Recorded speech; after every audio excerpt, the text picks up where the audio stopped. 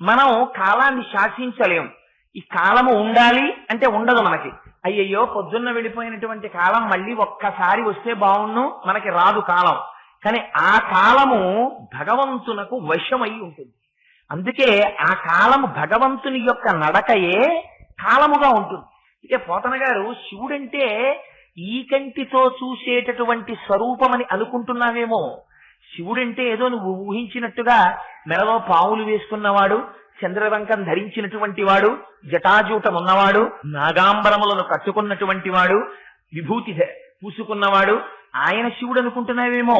అసలు జ్ఞానము చేత దర్శించినప్పుడు శివుని యొక్క స్వరూపం అంటే ఎలా ఉంటుందో తెలుసా అని నిర్వచనం చేశారు పోతన గారు. సౌందర్య లహరిలో ఏ శ్లోకానికి ఆ శ్లోకమే అమృత గుళిక. అయితే ఈ మాట ప్రత్యేకంగా ఎందుకంటున్నాను అంటే, శంకరాచార్యుల వారు ఈ జాతికి పెట్టని భిక్ష లేదు. ఆయన మనకి ఎన్ని రకాలుగా అమ్మవారి కటాక్షాన్ని సిద్ధింపచెయ్యాలో అన్ని రకాలుగానూ అమ్మవారి కటాక్షాన్ని సిద్ధింపచెయ్యడం కోసమని ఆయన ప్రయత్నం చేశారు.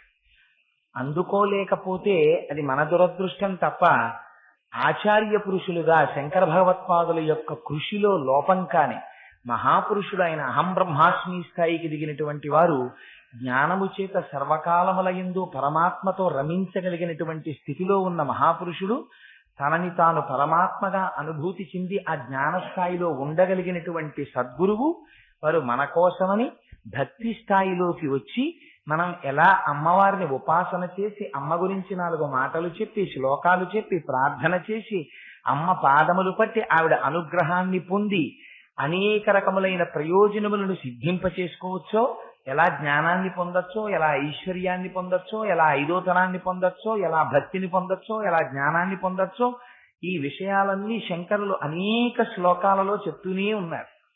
ఇవాల్టి శ్లోకంలో శంకర భగవత్పాదులు ఒక చాలా గొప్ప విషయాన్ని విశదీకరిస్తారు.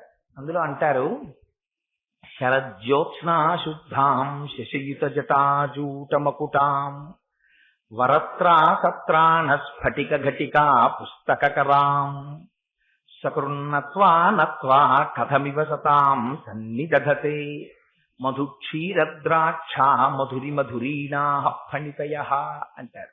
ఇది అమ్మవారి యొక్క స్వరూపాన్ని సరస్వతీ స్వరూపంగా వర్ణన చేయాలి. సరస్వతీ కటాక్షం నాకొద్దు అనగలిగినటువంటి వాడు ఈ ప్రపంచంలో ఎవ్వడూ ఉండడు. అసలు అమ్మవారిది ఆ సరస్వతీ కటాక్షం లేకపోతే ఎన్ని కోట్లు ఉండనివ్వండి, బెంగే నిరంతరం. ఏమో ఎవరు మోసం చేస్తారో ఎవరు మోసం చేస్తారో ఎవరు మోసం చేస్తారో ఎన్ని ఉండనివ్వండి, అక్షరం రాదు అని అంటే మాత్రం విద్యా విహీన పశువు, వాణ్ణి 2 కాళ్లతో ఉన్నటువంటి పశువుగా చూస్తారు. అందుకని విద్య అనేటటువంటిది మనిషికి అంత అవసరం. అంత అవసరమైతే విద్య నేర్చుకుందామని ప్రయత్నం చేసేటటువంటి వాళ్ళు అందరూ ఉంటారు. ఎవరికి అమ్మ యొక్క కటాక్షం ఉన్నదో వాళ్ళకి మాత్రమే వస్తుంది. సరస్వతీ కటాక్షం ఉన్నదా వాడు విద్వాన్ సర్వత్ర పూజ్యతే, అన్ని చోట్ల పూజింపబడతాడు. అందుచేత అది బాహ్యమునందు కావలసినటువంటి లౌకికమైన విద్య దగ్గర నుంచి జ్ఞానము వరకు, పునరావృత్తి రహిత శాశ్వత శివ సాయుధ్యమును మీకు ఇప్పించగలిగినటువంటి జ్ఞానము వరకు అమ్మవారి యొక్క అనుగ్రహం చేత భాషిస్తుంది ఆ జ్ఞానం. ఆ అమ్మని ఎలా స్తోత్రం చెయ్యాలో, ఎలా ప్రార్థన చెయ్యాలో, ఆ తల్లి స్వరూపము ఎలా ఉంటుందో, అందులో మీకు సగుణమైన ఆరాధన చెయ్యాలి అంటే అమ్మవారి యొక్క స్వరూపం అసలు మనస్సులో నిలబడాలి కదా. ఇలా ఉంటుంది అమ్మవారి స్వరూపము అన్నది మీకు పూర్ణంగా ఒకసారి మనస్సులో నిలబడితే కదా. అలా నిలబడేటట్టుగా చెప్పడం కోసం శంకరులు ఎంత గొప్ప శ్లోకం చెప్పారంటే, శరజ్యోత్స్నా శుద్ధాం శశియుత జటాజూటమకుటాం అంటారు. ఆ సరస్వతీదేవి శరజ్యోత్స్న, అమ్మవారు శరత్కాలంలో ఉండేటటువంటి చంద్రబింబం ఎంత కాంతివంతంగా ఉంటుందో అంత కాంతితో కూడినటువంటి స్వరూపము కలిగినదై ఉన్నదట. అయితే ఇక్కడ ఒక చిత్రమైనటువంటి విషయం ఉంటుంది. మనకి అది నిజంగా అలా దేహబంధుత్వాలు ఉంటాయా అంటే, సగుణంగా ఆరాధన చేస్తే వాళ్ళకి శరీరం తప్ప, ఒక ఆకారం తప్ప, లేకపోతే అసలు ఆకారం ఎక్కడది? సగుణ నిర్గుణాసాతు ద్విధా ప్రోక్త మనీషిభి సగుణ రాగిభి సేవ్య నిర్గుణాతుర్ విరాగిభి అంటారు దేవీ భాగవతంలో వ్యాస భగవానుడు. మనం కోరికలతో చేస్తాం కాబట్టి ఒక సగుణమైనటువంటి ఆరాధన చేస్తాం. ఆ సగుణమైన ఆరాధన చేసేటప్పుడు ఆ త్రిమూర్తుల మధ్యలో ఒక బంధుత్వాన్ని ఒకదాన్ని చెప్తారు, ఒక వింతైన బంధుత్వాన్ని. బ్రహ్మగారి భార్య అయినటువంటి సరస్వతీదేవి పరమశివుడికి చెల్లెలు, పరమశివుని భార్య అయిన పార్వతీదేవి శ్రీ మహావిష్ణువుకి చెల్లెలు, శ్రీ మహావిష్ణువు భార్య అయిన లక్ష్మీదేవి బ్రహ్మదేవుడికి చెల్లెలు. అంచేత వీళ్ళు ఒకరికొకరు చెల్లెళ్ళు అవుతారు. అవడంలో అన్న చెల్లెళ్ళు ఒక పోలికల్లో ఉంటారు. పైగా ఇద్దరి మనప్రవృత్తులు కూడా ఒక రకంగానే ఉంటాయి. అందుకని ముమ్మూర్తుల మీ చెల్లెలు కదా అంటుంటారు. అందుకని అన్న చెల్లెళ్ళు ఒక పోలికలో ఉంటారు. పరమశివుడు జ్ఞానప్రదాత, ఆయన శివుడు జ్ఞానాన్ని ఇవ్వడం అంటే శివుడి తర్వాతే. అందుకని అసలు శివుని యొక్క స్వరూపమేది. అంచేత ఆ శివుడు ఎలా జ్ఞానం ఇస్తాడో సరస్వతీదేవి కూడా అలాగే జ్ఞానాన్ని ఇస్తుంది. అందుకని ఇక్కడ శంకరులు అంటారు శరజ్యోత్సనా శుద్ధాం. శరత్కాలంలో అమ్మవారులో ఉండేటటువంటి చంద్రబింబము ఎంత స్వచ్ఛంగా ఎంత ప్రకాశవంతంగా ఉంటుందో అటువంటి కాంతి కలిగినటువంటి అమ్మ. మనం శరత్కాలం వచ్చేటప్పటికి ఎవరిని ఆరాధన చేస్తాం? శరత్కాలం వచ్చేటప్పటికి ఆరాధన శరన్నవరాత్రులు అని అమ్మవారిని ఆరాధన చేస్తాం. మొట్టమొదట అమ్మవారి పాదాలు పట్టుకుంటే, అమ్మవారు తమోగుణాన్ని విరిచేస్తే అప్పుడు అయ్యవారి చేతిలో మనం చెయ్యి పెడితే, రజోగుణాన్ని అయ్యవారు విరిచేస్తే, వసంత నవరాత్రుల దగ్గరికి వచ్చేటప్పటికి మనం రామచంద్రమూర్తితో కలిసి పట్టాభిషేకం, రామచంద్రమూర్తి యొక్క పట్టాభిషేకంలో ఉండి పుష్పక విమానం ఎక్కి ఉత్తర దిక్కుగా వెళ్ళడం జరుగుతుంది. అందుకని శరత్కాలంలో మొట్టమొదటి ఉపాసన శారదా ఉపాసన. సరస్వతీదేవి యొక్క పేర్లలో శంకరాచార్యుల వారికి పరమ ప్రీతికరమైనటువంటి పేరు శారదా అన్న పేరు. అసలు శంకరులు పెట్టినటువంటి పీఠాల పేర్లు కూడా శారదా పీఠాలే. ఎందుకంటే శృంగగిరిలో ఉన్న పీఠానికి శారదా పీఠం అనే పేరు. శంకరులు సాధారణంగా శారదా శారదా శారదా అంటూనే ఉంటారు. ఉత్తర భారతదేశంలో శారదని శారదా అంటుంటారు, వాళ్ళు శాని సాగా పలుకుతారు. పరమాచార్యులు వారు అన్నారు అది కూడా ఒక విధంగా యథార్థమే అన్నారు. ఎందుచేతనంటే సారనేది జ్ఞానమే. అందుకని శారద జ్ఞానమును ఇచ్చే తల్లి సరస్వతీదేవి. అందుకని ఆవిడ శారద. అదిగో అటువంటి శారద, ఆ శారద ఉపాసన ఎలా చెయ్యాలో, ఎలా జ్ఞానం పొందుతారో చెప్పడానికి ఇవాళ ఆ సరస్వతీదేవి యొక్క స్వరూపాన్ని మన ముందు ఆవిష్కరింపజేస్తున్నారు శంకరులు. శరజ్యోత్స్నా శుద్ధాం శశియుత జటాజూటమకుటాం. ఆ సరస్వతీదేవి, ఆ శారదాదేవి, ఆవిడ కూడా పరమశివుడు ఎలా అయితే తన యొక్క కొప్పులో నెలవంక ధరిస్తాడో, ఆ చంద్రరేఖని ధరిస్తాడో, కళాభ్యాం చూడాలంకృత శశికళాభ్యాం నిజతపఫలాభ్యాం అంటారు. ఆయన ఆ చంద్రరేఖని ధరించి ఉండడం చేత అమృతత్వాన్ని ఇవ్వగలిగినటువంటి వాడు, సమస్త జ్ఞానాన్ని ఇవ్వగలిగినటువంటి వాడు, సాక్షాత్తుగా పరతత్వమై నిలబడినటువంటి వాడు, కాలమునకు అతీతమైనటువంటి స్వరూపములు పొందినవాడు. ఇందుచేత కాలములో వచ్చినటువంటి ప్రతి వస్తువు కాలములో పడిపోతుంది, కాలాతీతముగా ఉండదు ఆ వస్తువు. కాలములో వచ్చింది వారు ఎంతటి మహాత్ములవనివ్వండి, ఆఖరికి శంకరులేవనివ్వండి, శంకరుల ఉపాధి ఉండిపోతుందా? ఉండదు. 32 సంవత్సరములు మాత్రమే కరచరణాదులతో కదలాడారు భూమి మీద. 32 సంవత్సరముల తరువాత శంకరుల యొక్క ఉపాధి లేకపోవచ్చు, కానీ శంకరుల యొక్క ఆత్మ ఎక్కడికి వెళ్ళిపోతుంది? వారు మహాజ్ఞాని, వారు ఎప్పుడూ సర్వత్రా ఉండనే ఉంటారు, కానీ ఉపాధి మాత్రం ఉండదు. ఎందుకని? కాలములో వచ్చినది కాలములో వెళ్ళిపోతుంది. కానీ ఆ వెళ్ళిపోతున్న కాలానికి గుర్తేమిటి? వెళ్ళిపోతున్న కాలానికి గుర్తే చంద్రరేఖ. మొన్నటి రోజున మీకు ఒక రోజున విజ్ఞాపన చేశాను, తిథులన్నీ ఎందులోంచి వస్తాయి? ఆ చంద్ర కళలన్నీ ఆ 16వ కళలోంచి వచ్చి 16వ కళలోకి వెళ్ళిపోతుంటాయి. శుక్లపక్షంగా కృష్ణపక్షంగా నడిచేటటువంటి కాలమునకు ఆధారమైనటువంటి చంద్రరేఖ, శాశ్వతమైన కళ ఏది ఉన్నదో ఆ కళని పరమశివుడు ధరించి ఉంటాడు. అందుచేత ఆయన కాలాతీతమైనటువంటి స్వరూపమును పొందినవాడు. కాలాతీతమైనటువంటి స్వరూపమును మనం కూడా పొందాలి అంటే మళ్లీ పుట్టి మళ్లీ మరణించవలసినటువంటి అవసరము లేని జ్ఞానము కలగాలి. అదిగో అటువంటి జ్ఞానమేదో ఆ జ్ఞానమునకు శివజ్ఞానమని పేరు. ఆ శివజ్ఞానమును ఇవ్వగలిగినటువంటిది అమ్మవారు ఒక్కరే ఇస్తుంది. ఎందుకని? ఆ అమ్మవారు మాయాస్వరూపిణి. ఆ తల్లి అనుగ్రహము కలగనంత వరకు ఆవిడ జగత్తు వైపు తిప్పుతుంది. ఆవిడ అనుగ్రహం కలిగిందా ఆవిడ శివుడి వైపుకి తిప్పుతుంది. అందుకని జ్ఞానమిచ్చినా ఆ తల్లే, లంపటమునందు తిప్పినా ఆ తల్లే. అందుకే భాగవతంలో అష్టమ స్కంధంలో పోతన గారు అంటారు, లంపటము నివారింపను సంపద కృపచేయ జయము సంపాదింపను సంపెడి వారి వధింపను సొంపారగ నికచెల్లు సోమార్థధర. మనం కాలాన్ని శాసించలేం. ఈ కాలము ఉండాలి అంటే ఉండదు మనకి. అయ్యయ్యో పొద్దున్న వెళ్ళిపోయినటువంటి కాలం మళ్ళీ ఒక్కసారి వస్తే బాగుండు, మనకి రాదు కాలం.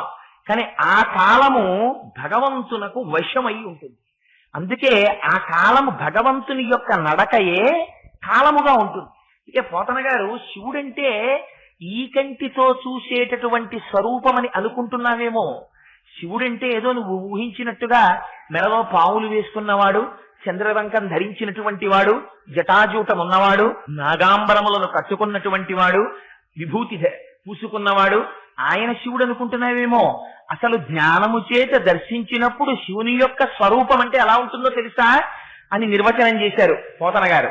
అగ్నిముఖంబు పరాపరాత్మకమాత్మ కాలంబు గతి రత్నగర్భ పదము శ్వశనంబు నీ యూర్పు రసన జలేషుండు దిశలు కర్ణంబులు దివము నాభి సూర్యుండు కన్నులు శుక్లంబు సలిలంబు జఠరంబు జలధులు చెదలు శిరము సర్వౌషధులు రోమచయము శల్యంబు లద్రులు మానసమృతకరుండు ఛందములు ధాతువులు ధర్మసమితి హృదయము ఆస్యపంచకముపనిషదాస్వయంబు అయిన నీరూపు సదసత్వమై శివాఖ్యయై స్వయం జ్యోతి అయ్యొప్పు అజ్జమగుసు అన్నారు పోతన గారు. అదిగో అది పరమశివుని యొక్క స్వరూపం అంటే.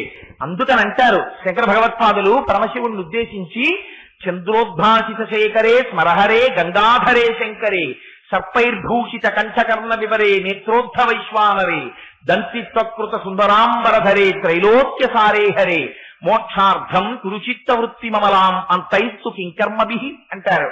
అందుకని జీవుడిగా ఉండిపోయినటువంటి వాణ్ణి ఉద్ధరించి జీవుడు కాడు, జీవుడు సాక్షాత్తు దేవుడే అని చెప్పి అజ్ఞాన లంపటాన్ని తీయగలిగినటువంటి జ్ఞానం ఇయ్యగలిగిన వాడు ఎవరైనా ఉన్నాడంటే పరమశివుడు ఒక్కడే. ఆ పరమశివుడు అమ్మవారి కన్నా అభేదం. నేను మొట్టమొదటి నుంచి మీకు ఈ విషయం చెప్తున్నాను. అయ్యవారు అమ్మవారు కారు, అయ్యవారు అమ్మవారు కలిసే ఉంటారు. పాలు పాల తెలుపు, తేనె తేనె తీపి, చంద్రుడు చంద్రప్రభ, దీపము దీపపు కాంతి, సూర్యుడు సూర్య కిరణము ఎలా ఒకదాని నుంచి ఒకటి విడివిడి ఉండవో అలా పార్వతీ పరమేశ్వరులు శివశక్తులు వారు ఎన్నడూ కలిసే ఉంటారు. వాళ్ళిద్దరిని విడదీసి చూడడం కుదరనే కుదరదు. అమ్మవారు ఎక్కువ అని మీరు ఒక్క మాట అన్నారా, ముందు అసహించుకునేది అమ్మవారి. ఎందుకని? ఆ తల్లి మహాపతివ్రత. తెల్లవారి లేస్తే శంకర భగవత్పాదులు సౌందర్యలహరిలో ఎన్ని చోట్ల చూపించారు. అయ్యవారు వస్తున్నారనేటప్పటికీ పరుగు పరుగున వెళ్లి మోకాళ్ళు గట్టి పడిపోయేలా అయ్యవారికి వంగి నమస్కారం చేయడం అమ్మవారి అలవాటు. ఇది జ్ఞానమున్న వారందరూ ఎప్పుడూ కలిసే ఉంటారు. దీనికి మీకు నేను ఒక ఉదాహరణ చెప్తాను. బలిచక్రవర్తి దానం ఇద్దాం అనుకున్నాడు. దానం ఇద్దాం అనుకుని ఎవరికి ఇవ్వాలి? ఆ వచ్చినటువంటి వామనమూర్తికి దానం ఇద్దాం అనుకున్నారు. వామనమూర్తి ఏ రూపంలో వచ్చారు? బ్రహ్మచారిగా వచ్చారు. బ్రహ్మచారిగా వచ్చినటువంటి వాడికి పక్కన భార్య ఉంటుందా? భార్య ఉండదు. దానం ఇచ్చే ముందు అడిగాడు బలిచక్రవర్తి, ఏమయ్యా పిల్లాడా, ఏమిటో ఇంత కష్టపడి వచ్చావు, నిన్ను చూస్తే నాకు ముచ్చట వేసేస్తోందో, ఏమిటి బొత్తిగా 3 అడుగులు నేలంటావేమిటి, నీకేం కావాలి చెప్పు. వరచేలములో మాడలో ఫలములో వన్యంబులో గోవులో హరులో రత్నములో రథములో నికేతనములో వన్యంబులో గోవులో కరులో రత్నములో విమృష్టాన్నమో కన్యలో ధరణీకండమో కాకయేమడిగతో ధాత్రీ సురేంద్రోత్తమ, నీకేం కావాలో చెప్పవయా ఇచ్చేస్తానన్నాడు. అంటే ఆయన అన్నాడు, నాకు ఇవన్నీ ఎందుకయా, ఒంటివార నాకు 1-2 అడుగుల మెరయిమ్ము సొమ్ము మెర్రయల్లా కూర్కె తీర బ్రహ్మ కూకటి ముట్టెద దన కుతుక సాంద్ర ధనవేంద్ర అన్నారు. 3 అడుగులు ఇవ్వయా, నువ్వు అది తీర్చావా, నేనేమిటో చూపిస్తాను నీకు, 3 అడుగులు నేల చాలు అన్నారు.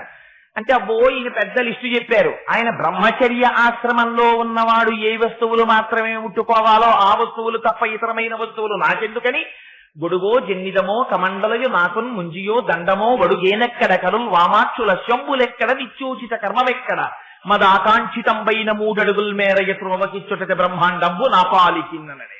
నాకెందుకయా ఒక గొడుగి, ఒక యజ్ఞోపవీతమి, అలాంటివి పుచ్చుకోవాలి, ఒక కమండలమి, అంతేకాని నేనేమో బ్రహ్మచారినా, నాకేమో నువ్వు ఆవులు ఇస్తావా, గుర్రాలు ఇస్తావా, ఏనుగులు ఇస్తావా, ఆడపిల్లలు ఇస్తావా, నాకెందుకయ్యా, నాకు అక్కర్లేదన్నాడు. అంటే పాపం తప్పకుండా దానం చేస్తానని రమ్మ మానవ కొత్తమ చెమ్మ నీ వంచితంబు లేదనకిత్తు చెమ్మ అడుగులగిటురా నిమ్మ కడుగంగ వలయు నేటికి తడయన్ అని బంగారు పళ్ళెని చాపి అందులో కాళ్ళు పెట్టమన్నాడు బలిచక్రవర్తి. వామనమూర్తి వచ్చి కాళ్ళు పెట్టారు. వామనమూర్తి అప్పుడు ఏ స్వరూపంతో ఉన్నారు? బ్రహ్మచారిగా ఉన్నారు. బ్రహ్మచారిగా ఉన్నవాడికి ఆయనే చెప్పుకున్నారు. పైగా తొల్లి సిరియుగలదు చెప్పెద నాటెంకి సుజనులందు తరసు సొచ్చి ఉండు.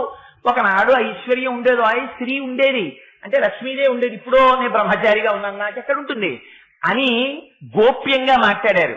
నిజంగా అసలు బలిచక్రవర్తి వామనమూర్తి కాళ్ళు కడుగుదామనుకుని బలిచక్రవర్తి భార్య వింధ్యావళి బంగారు పాత్రతో నీళ్లు పోసింది.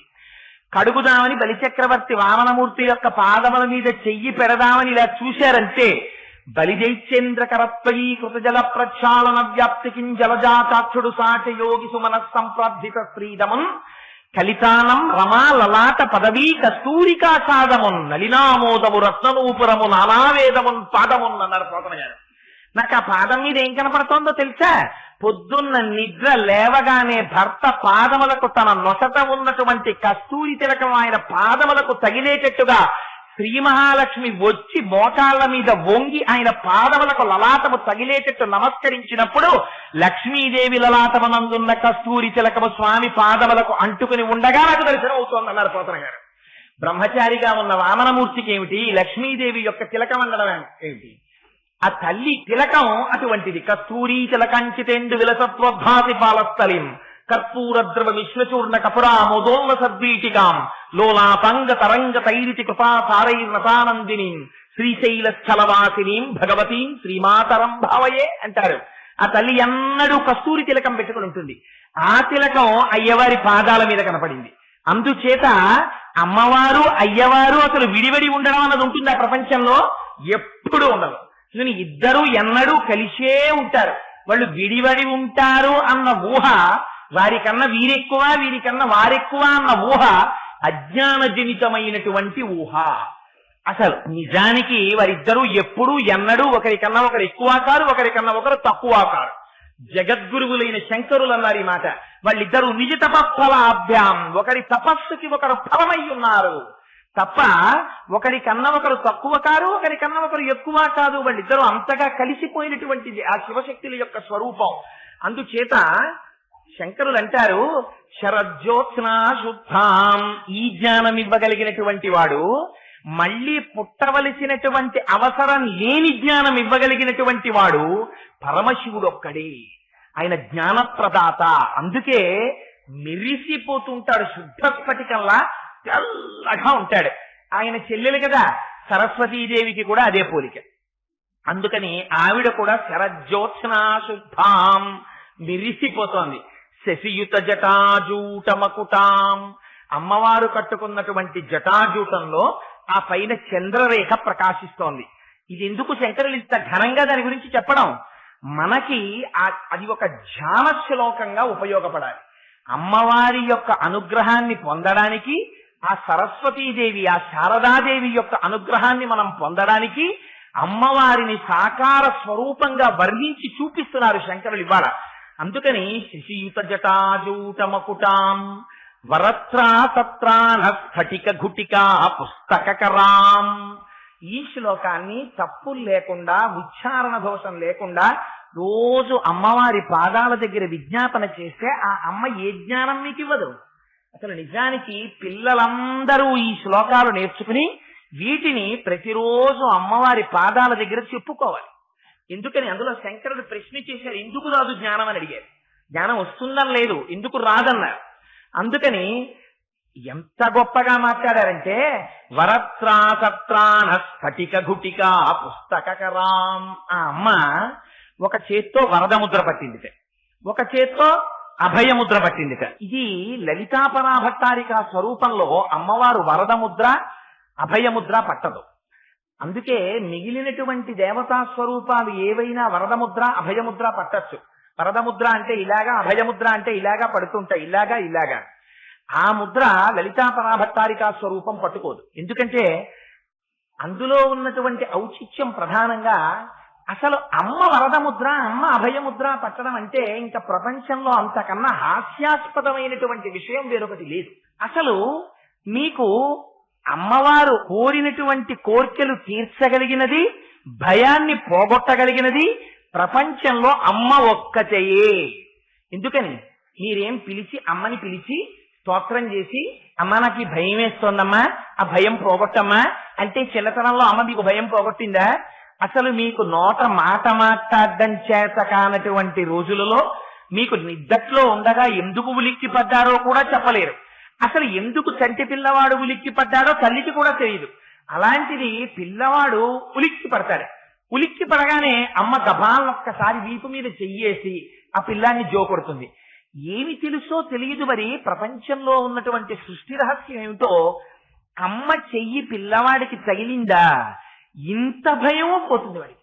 మీరు చూడండి, పిల్లలు గుక్క పట్టేస్తుంటారు, వాళ్ళకి మళ్ళీ ఊపిరి కూడా తీయలేనంతగా గుక్కపడతారు. అమ్మ గబాలన పిల్లాన్ని అందుకుని గుండెలకి హత్తుకుంటుంది.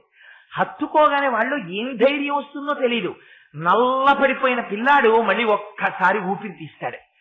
అమ్మ, ఒరే నాన్న, నీకేదైనా భయం వేసినప్పుడు నన్ను తలుచుకో, నేను నీ భయం తీరుస్తాను అని అమ్మ ఏమైనా చెప్పిందా?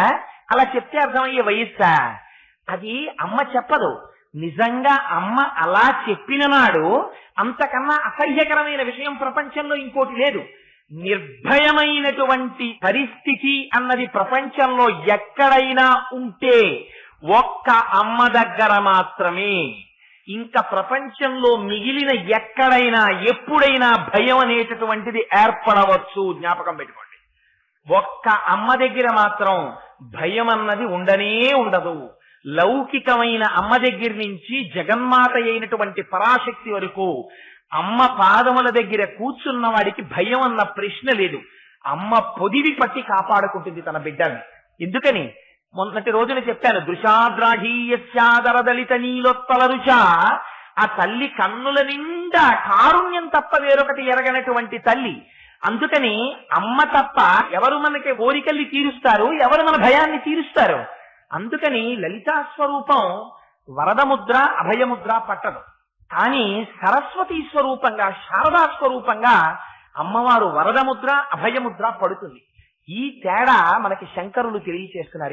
ఎందుకు వచ్చింది తేడా చెప్పండి.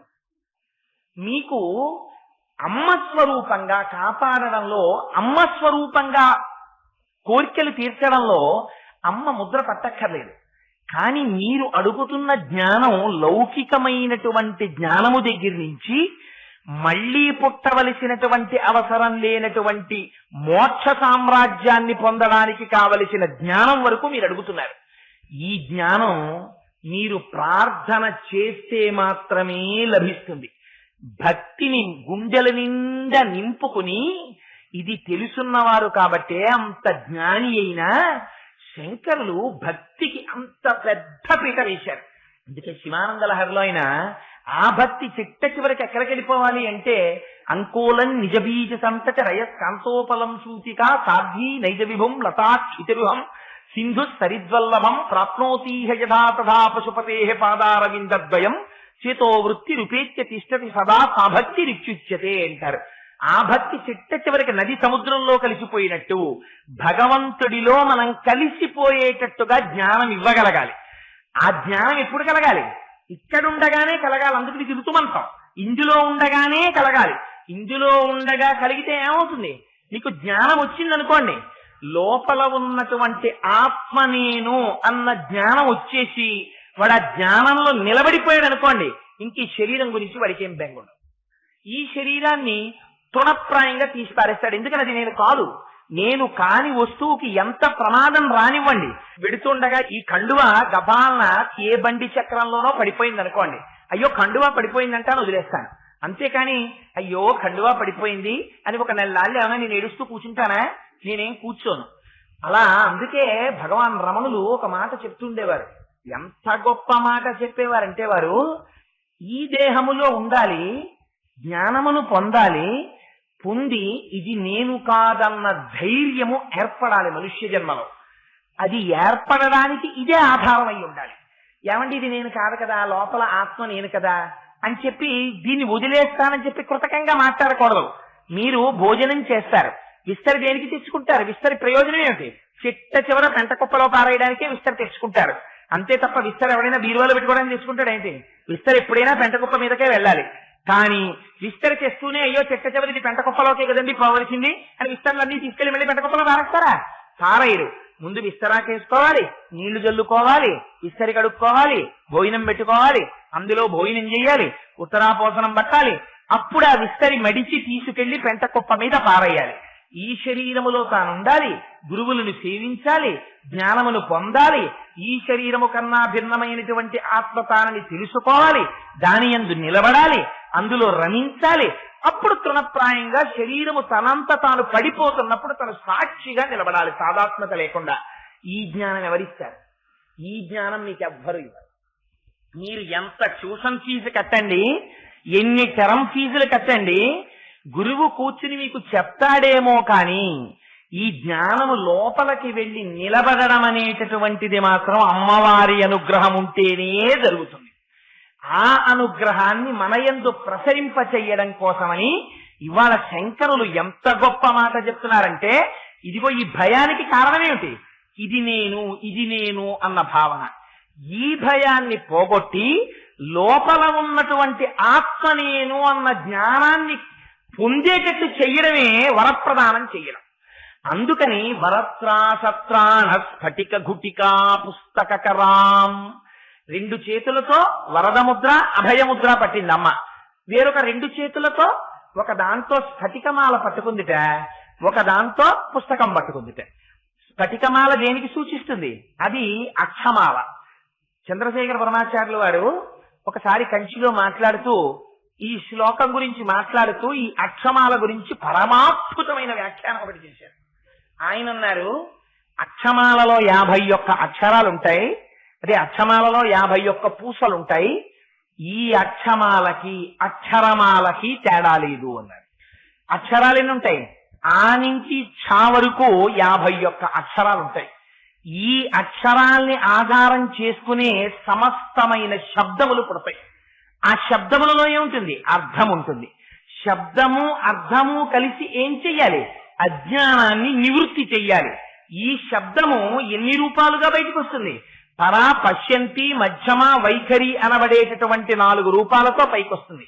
ఈ 4 రూపాలు ఎవరు? అమ్మవారి రూపాలుగానే ఉంటాయి. అమ్మవారి అనుగ్రహం శబ్ద రూపంగా వచ్చి ప్రయోజనం కల్పించడం అంటే ఏమిటో తెలుసా అండి? ఒక శంకరాచార్యులు వారు కూర్చున్నారు, ఒక శంకరులు మాటలు చెప్తుంటే ఆ మాటలు మీ కంటికి కనబడతాయా? అవి మీరేమైనా మూట కట్టుకుని జేబులో వేసుకుని పట్టుకెళ్ళగలరా? పట్టుకెళ్ళలేరు. తన మనస్సులో కలిగినటువంటి ఆలోచన మూలాధార చక్రం దగ్గర నుంచి వాయువై బయలుదేరి పైకొస్తుంటే ఒక్కొక్క చక్రాన్ని దాటి వస్తున్నప్పుడు చిట్ట చివర నాలుక ఎక్కడెక్కడ నొక్కాలో అక్కడక్కడ నొక్కితే సొట్టలు పడినటువంటి వర్ణములుగా తయారై ఆ వర్ణములు పైకొస్తుంటే ఆ అక్షరములన్నీ పదములుగా మారితే ఆ పదములు వాక్యములైతే ఆ వాక్యములలో నేను మీకు ఏం చెప్దామనుకుంటున్నానో ఆ భావన వాక్యముల చేత నా నోటి వెంట బయటికొస్తే అవి కనపడకుండా ఆకాశ గుణాత్మకం కాబట్టి శబ్దం ఆకాశంలో ప్రయాణించి మీ చెవులలోంచి లోపలికి వెళ్లి మీ మనస్సుని స్పందింపచేసి నాలో ఉన్న భావం మీలో ఉన్న భావంగా మారిపోవాలి. ఇలా మారిపోయేటట్టు చెయ్యడం నేను అనుభవించిన దానిని మీ చేత అనుభవింపచేస్తుంది. ఇది ఎవరు చెయ్యగలరు? అమ్మవారే చేస్తుంది. ఎలా చేస్తుంది? పరా, పశ్యంతి, మధ్యమ, వైఖరి అనేటటువంటి 4 వాక్కుల యొక్క స్వరూపంగా అమ్మవారు చేస్తుంది. ఈ వాక్కుకు ఆధారం ఏమిటి? అక్షరములు ఆధారం. ఆ అక్షరములు ఎక్కడుంటాయి? ఆ నుంచి ఛ వరకు ఉంటాయి.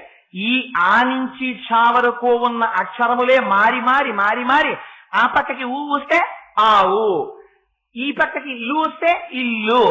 ఆ అక్షరాలే అటు ఇటు మారుతుంటాయి. మారితే ఏమవుతుంది? ప్రపంచంలో ఉన్నటువంటి సమస్త వాంగ్మయము ఈ అక్షరాల్లోంచే రావాలి. కాబట్టి ఇప్పుడు వాంగ్మయం అంతా ఎవరి అనుగ్రహంగా రావాలి? ఎవరి గురించి చెప్పాలి? అమ్మవారి గురించే చెప్పాలి. అమ్మవారి యొక్క అనుగ్రహాన్నే ప్రసరింప చెయ్యాలి.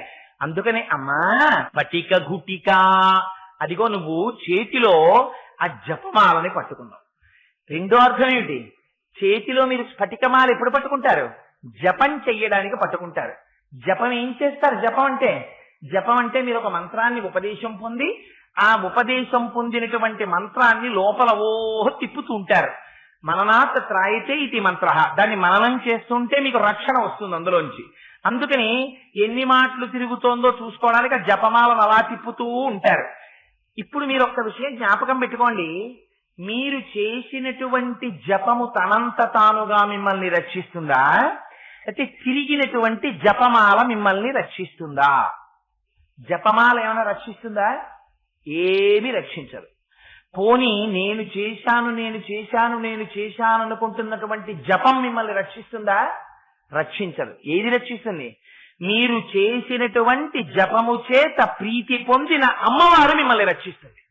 అందుకని ఇప్పుడు చేతిలో ఉన్నటువంటి స్ఫటిక గుటిక ఏ జపం చేస్తున్నావో, ఏ తపస్సు చేస్తున్నావో దానికి ఫలితమును ఇవ్వగలిగినటువంటి స్వరూపం ఎవరు?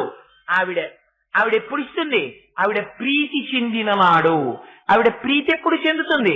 ఇక్కడ ఎంత తిప్పినా ఆవిడ ప్రీతి చెందదు.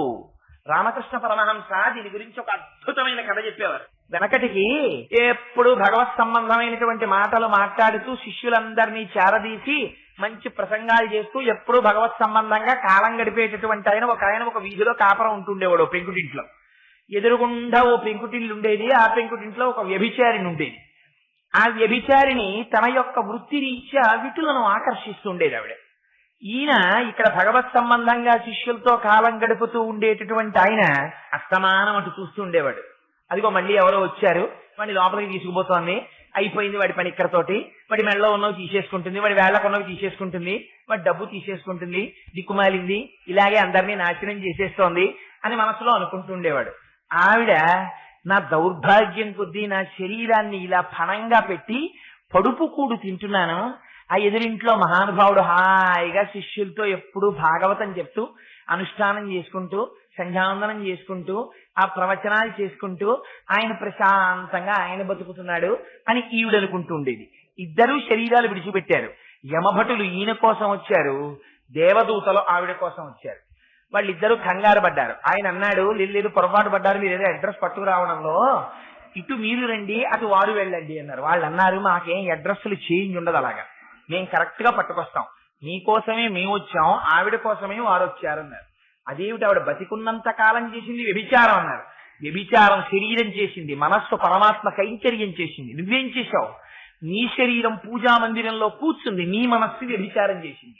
అమ్మవారికి కావలసింది మనస్సు. ఎవరికి కావాలరా? నీ శరీరం ఏం చేస్తోందో నీ మనస్సు ప్రధానం. నువ్వు చేసింది కాపట్యం, నటన. అందుకని నీకు ఎక్కువ శిక్ష వేయాలి, అందుకని నిన్ను తీసుకెళ్ళడానికి వచ్చామన్నారు. ఇప్పుడు చెప్పండి, ఇదా రక్షించేది? అందుకే అంటారు శంకరులు, నువ్వు పైనేం కట్టావు పరమాత్మకు అనవసరం. వటురువా గేహీవా ఇతిరపి జటీవా తదితరో. నువ్వు ఉపనయనం చేసుకున్నావా? నువ్వు జటివా? నువ్వు గృహస్థాశ్రమంలో ఉన్నావా? నువ్వు సన్యాసం తీసుకున్నావా? భవతు భవకించేన భవతి. ఎవడికి కావాలరా ఇవన్నీ? యదీయం మృత్పద్మం యది భవదధీనం పశుపతే తదీయస్వం శంభో భవసి భవభారంచ వహసి. నీ హృదయ పుష్పాన్ని తీసి స్వామి పాదాల దగ్గర పెట్టావా? నీ వెంట పడడానికి ఆయన సిద్ధంగా ఉన్నాడు. అందుకని నువ్వు చేసేటటువంటి తపస్సుని డాంబికము చెయ్యకు. నేనింత జపం చేశాను, నేనింత తపస్సు చేస్తున్నాను అనకు. అది గోప్యం. నీకు ప్రీతి ఎవరి వల్ల కలగాలి? నువ్వు నీ పట్ల ఎవరి యొక్క అనుగ్రహం కలగాలి? అమ్మవారి యొక్క అనుగ్రహం నీ యందు ప్రసరించాలి. దానికి నీకున్నది శరణాగతి మాత్రమే. అందుకని కేవలం 51 అక్షరముల చేత ఉన్నటువంటి సమస్త వాంగ్మయంలో ఉన్నటువంటి విశేషాన్ని అందించగలిగినది ఆమె. అందుకే అంటాడు ప్రహ్లాదుడు, చదివించిరి నన్ను గురువులు, చదివితి ధర్మార్థ ముఖ్య శాస్త్రంబులునే, చదివినవి కలవు పెక్కులు, చదువులలో మర్మమెల్ల చదివితి తండ్రి అన్నాడు. నన్ను గురువులు ఎంతో చదివించారు, కానీ నాన్న అసలు చదువులలో మర్మం ఏమిటో నేను చదివించాను నాన్న అన్నాడు ప్రహ్లాదుడు. ఈ జ్ఞానం ఎక్కడి నుంచి వస్తుంది? అమ్మవారి యొక్క అనుగ్రహంలోంచి వస్తోంది. జ్ఞాపకం పెట్టుకో. లౌకికమైనటువంటి విద్య దగ్గర నుంచి అపారమైనటువంటి మేధస్సు వరకు అమ్మ అనుగ్రహము ఉంటేనే ఉంటుంది. జ్ఞాపకం పెట్టుకోండి. మహాపండితుడు. ఒక ఆయన నాకు తెలుసున్న ఆయన ఉంటుండేవారు. ఎంత గొప్ప లెక్చరర్ అంటే ఇంకా సామాన్యమైన లెక్చరర్ కాడు. ఆయన దగ్గర ట్యూషన్ చదువుకోవడం కోసమని తెల్లవారి లేచిన దగ్గర నుంచి కొన్ని వందల మంది రికమెండేషన్లు చేయించుకుని బ్యాచ్లు ఉండేవి. ఆయన దగ్గర ట్యూషన్ చదువుకోవడమే ఒక స్టేటస్ సింబల్. అలాంటి లెక్చరర్. కానీ అమ్మవారి అనుగ్రహం అంటే మీకు ఒక్క మాట చెప్తున్నాను. ఆయనకి తల మీద చిన్న దెబ్బ తగిలింది. ఈ వెంటింటూ కోమాలోకి వెళ్ళిపోయాడు, మర్చిపోయాడు సబ్జెక్ట్. చాలా కాలం తర్వాత ఆయనకి స్ఫురణలోకి వచ్చింది. అనుగ్రహాన్ని ఆవిడ తలుచుకుందా, అహంకరించావా, గర్వించావా, నీ బ్రతుకేమిటో నీకు చూపిస్తుంది. నిమిషమాత్రంలో ఆవిడ తీసేస్తుంది, నిమిషమాత్రంలో ఆవిడ ఇస్తుంది. స్ఫురత్తునందు ప్రకాశించేది కేవలం అమ్మ అనుగ్రహమే. అందుకే గాయత్రి ఏ సంప్రదాయం వాళ్ళవనివ్వండి, గాయత్రిని వదలడానికి వీల్లేదు. ప్రచోదయాత్ ప్రచోదయాత్ ప్రచోదయాత్ ప్రచోదయాత్. పరమాచార్యులు వారు ఒక ప్రశ్న వేసేవారు. ఎంత గొప్ప ప్రశ్న అంటే, పరమాచార్యులు వారు సాయంకాలం అసుర సంధ్య వేళలో చంద్రమౌళీశ్వరారాధనకు అభిషేకానికి వచ్చేటప్పటికీ పైన చొక్కాలు విప్పి ఉత్తరీయం వేసుకుని ఉన్న వాళ్ళ ఒంటి మీద ఎవరివన్నా యజ్ఞోపవీతాలు కనపడితే చిటికలు వేసి లేపేసేవారు. వెళ్ళిపోమ్మని, వెళ్ళి ముందు సంధ్యావందనం చేసిరా. ఆయన ఒకసారి ప్రసంగం చేస్తూ అన్నారు, సంధ్యావందనం చెయ్యని బ్రతుకొక బ్రతుకా బ్రాహ్మణుడుదని అడిగారు. సమాజము నశించిపోతోందంటే కారణం సరి అయినటువంటి ఆరాధన లేని బ్రాహ్మణుడి చేతే. ఎలుగెత్తి చాటారు పరమాచార్యుల వారు. అందుకని ముందు సమాజమునకు మార్గము చూపించవలసిన వాడు నువ్వు ముందు ఎలా నడవాలో అలా నడు, నీ వెంట జాతి నడుస్తుంది. నువ్వు భ్రష్టుడవయ్యావా, జాతి భ్రష్టు పడుతుంది. అందుకని can we dare to leave sandhyavandana, వదిలిపెట్టేయగలవా నువ్వు అని ఒకసారి ప్రశ్న వేశారు ఆయన కంచిలో మాట్లాడుతూ. అందుకని అది అమ్మవారి శక్తి అంటే. ఒంటి మీద యజ్ఞోపవీతం ఉన్నవాడు సంధ్యావందనం చేసి తీరాలి. సంధ్యావందనం పెద్ద విజయం కాదు, చాలా తేలిక. కానీ అందులోంచే అపారమైన శక్తి, జాతికి హితము కూడా సంధ్యావందనంలోంచే వస్తుంది. అందుచేత వరత్రా సత్రాన స్ఫటిక ఘుటికా పుస్తకరాం. ఆ తల్లి ఎంత జ్ఞానం కావలసి ఉండనివ్వండి, ఇక్కడ పుస్తకం ఉంటుంది, ఇక్కడ మస్తిష్కం ఉంటుంది, ఇక్కడ కన్నులు మధ్యలో ఉంటాయి. వాడు పాపం పుస్తకం చదువుతూనే ఉంటాడు. చిన్నతనంలో మా అమ్మ మమ్మల్ని తెల్లవారకట నిద్ర లేపుతుండేది, వేరే చదువుకోండిరా అని 4 గంటలకి. లేస్తే మా అక్కకి ఒక దుర్గుణం ఉండేది. ఇప్పుడు అది ఇక్కడ దగ్గరలో ఎక్కడా లేదు కాబట్టి నాకు భయం లేదు దాని గురించి చెప్పడానికి. ఎక్కడో హైదరాబాద్ లో ఉంది. అందుకని దాని గురించి చెప్పారో ఎప్పుడైనా తెలిస్తే అది నన్ను మందలిస్తుంది, ఎరా అని. అలా అక్క మందలిస్తే అదో సంతోషం. అలా అనగలిగిన వాళ్ళు ఎవరంత స్వతంత్రంగా, అందుకని అదో సంతోషంగా ఉంటుంది. అందుచేత అది పక్కన కూర్చుని సోషల్ జరిగేది. అక్బర్ హుమయూన్కి కుమారుడు, అక్బర్ జన్మించినప్పుడు హుమయూన్ కష్టములలో ఉండెను, ఆ తర్వాత ఏదో కస్తూరిని అందరికీ పంచిపెట్టాను, అడవులలో ఉండెను అని చదువుతుండేది. నేను చదువుతున్నది మాకు బుర్రలోకి ఎక్కేది కాదు, అది చదువుతున్నది బుర్రలోకి ఎక్కేది. అక్క అక్బర్ ఎవరి కుమారుడు అంటే, నీకెందుకు, నీ చదువు నువ్వు చదువుకోక అనేది. ఉట్టినే కళ్ళు చదివేవి. అక్బర్ హుమయూన్ కుమారుడు. అక్బర్ పాఠం మీద ఆ రోజున టెస్ట్ పెడితే దానికి 0, ఎప్పుడూ పూర్ణత్వమే దాన్ని. అది అలా దాని సంతోషం, దాని జీవితం హాయిగా ఉందనుకోండి. లౌకికమైన విద్య ఉంటేనే హాయిగా ఉండాలా. చేత ఎందుకు చెప్తున్నానంటే, పుస్తకం ఉండడం వేరు, పుస్తకమునకు మస్తిష్కమునకు మధ్యలో కన్నులుండడము అంటే.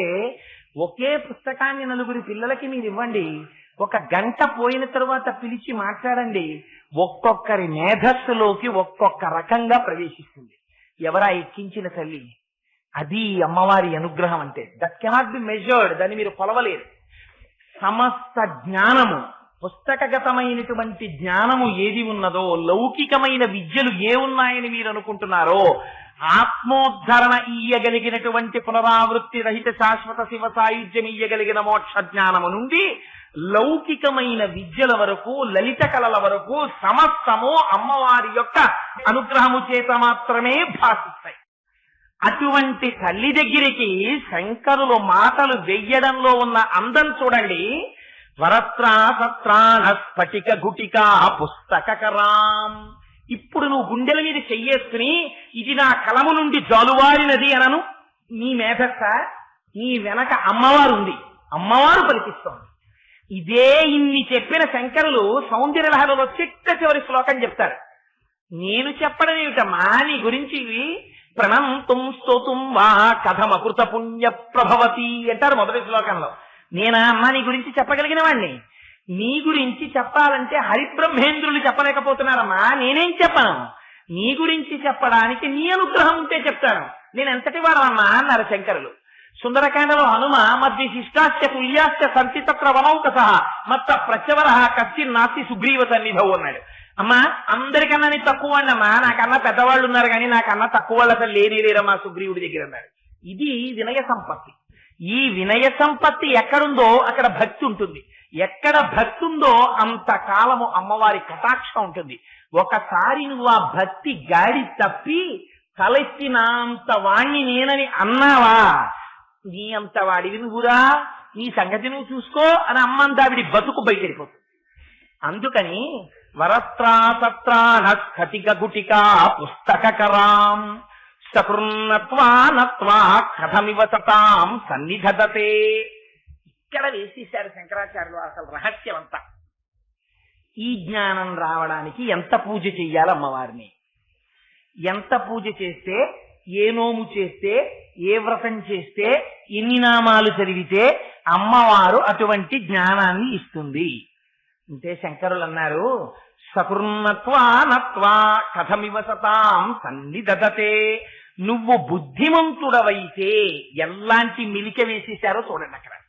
నువ్వు బుద్ధిమంతుడవైతే ఒక్కసారి నమస్కరిస్తే చాలురా వచ్చేస్తోంది అన్నారు. బుద్ధిమంతుడవైతే ఏమిటి?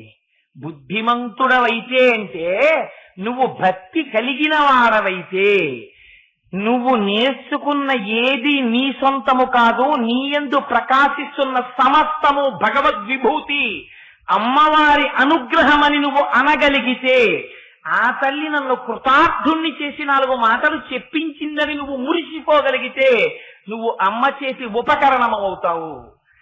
ఇప్పుడు మా ఆఫీసర్ గారి చేతిలోనే పెన్ను ఉంటుంది. నాకు కోరిక తీరాలంటే వారి దగ్గరికి వెళ్ళి, అయ్యా నన్ను ఏదో కాకినాడలో వెయ్యండి, కాకినాడలో వేస్తే నా కుటుంబం ఇక్కడ ఉంది అని అడుగుతాం. ఎక్కడి నుంచో ట్రాన్స్ఫర్ అయ్యి వచ్చిన రోజున అడిగితే వారు ఏం చేస్తారు, చూసి వింటారు. విన్న తర్వాత ఆయన అనుగ్రహం కలిగిందా నన్ను కాకినాడలో ఉంచాలని, నేను ఇచ్చినటువంటి జాయినింగ్ రిపోర్ట్ మీద పుట్ హిమ్ ఇన్ కాకినాడ, లేకపోతే ఏదో కే సెక్షన్ లో వేయండి, లేకపోతే కాకినాడలో ఉంచండి అని రాసో సంతకం పెడతారు. సంతకం పెడితే ఏమవుతుంది, వెంటనే నన్ను కాకినాడలో ఉంచుతారు. వారి అనుగ్రహం నా ఎందుకు కలగలేదనుకోండి, వారు అబ్బాయి కుదరదయ్యా ఇక్కడ చాలా మంది ఉన్నారు, నువ్వు సామర్లకోటలో పనిచేయి అని పుట్ హిమ్ ఇన్ సామర్లకోట్ అన్నారు అనుకోండి, నన్ను ఏం చేస్తారు, సామర్లకోటలో వేస్తారు.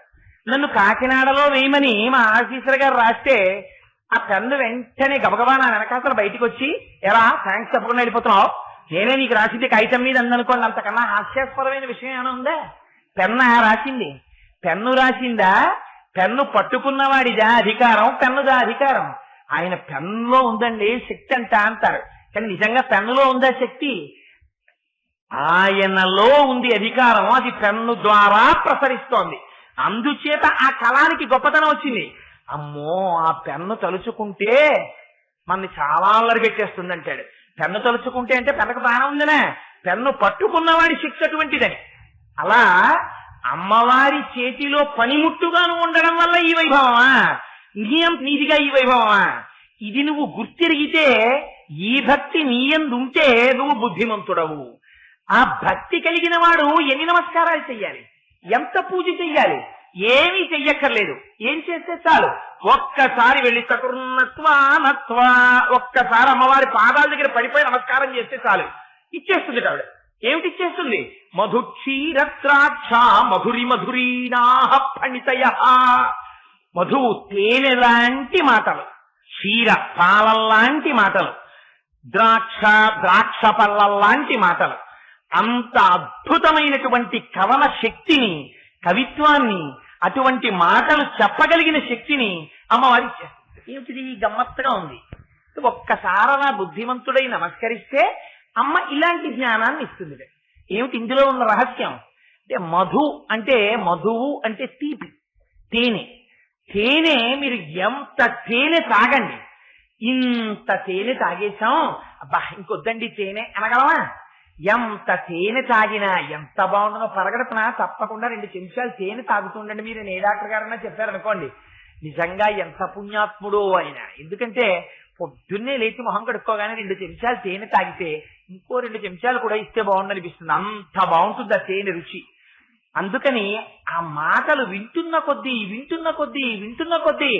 ఎంత బాగున్నాయండి మాటలు, ఎంత బాగున్నాయి అని తన బాహ్య స్పృహ మరిచిపోయి ఆ మాటలనబడేటటువంటి కెరటములలో మునిగిపోయి సంతోషపడిపోతాడు.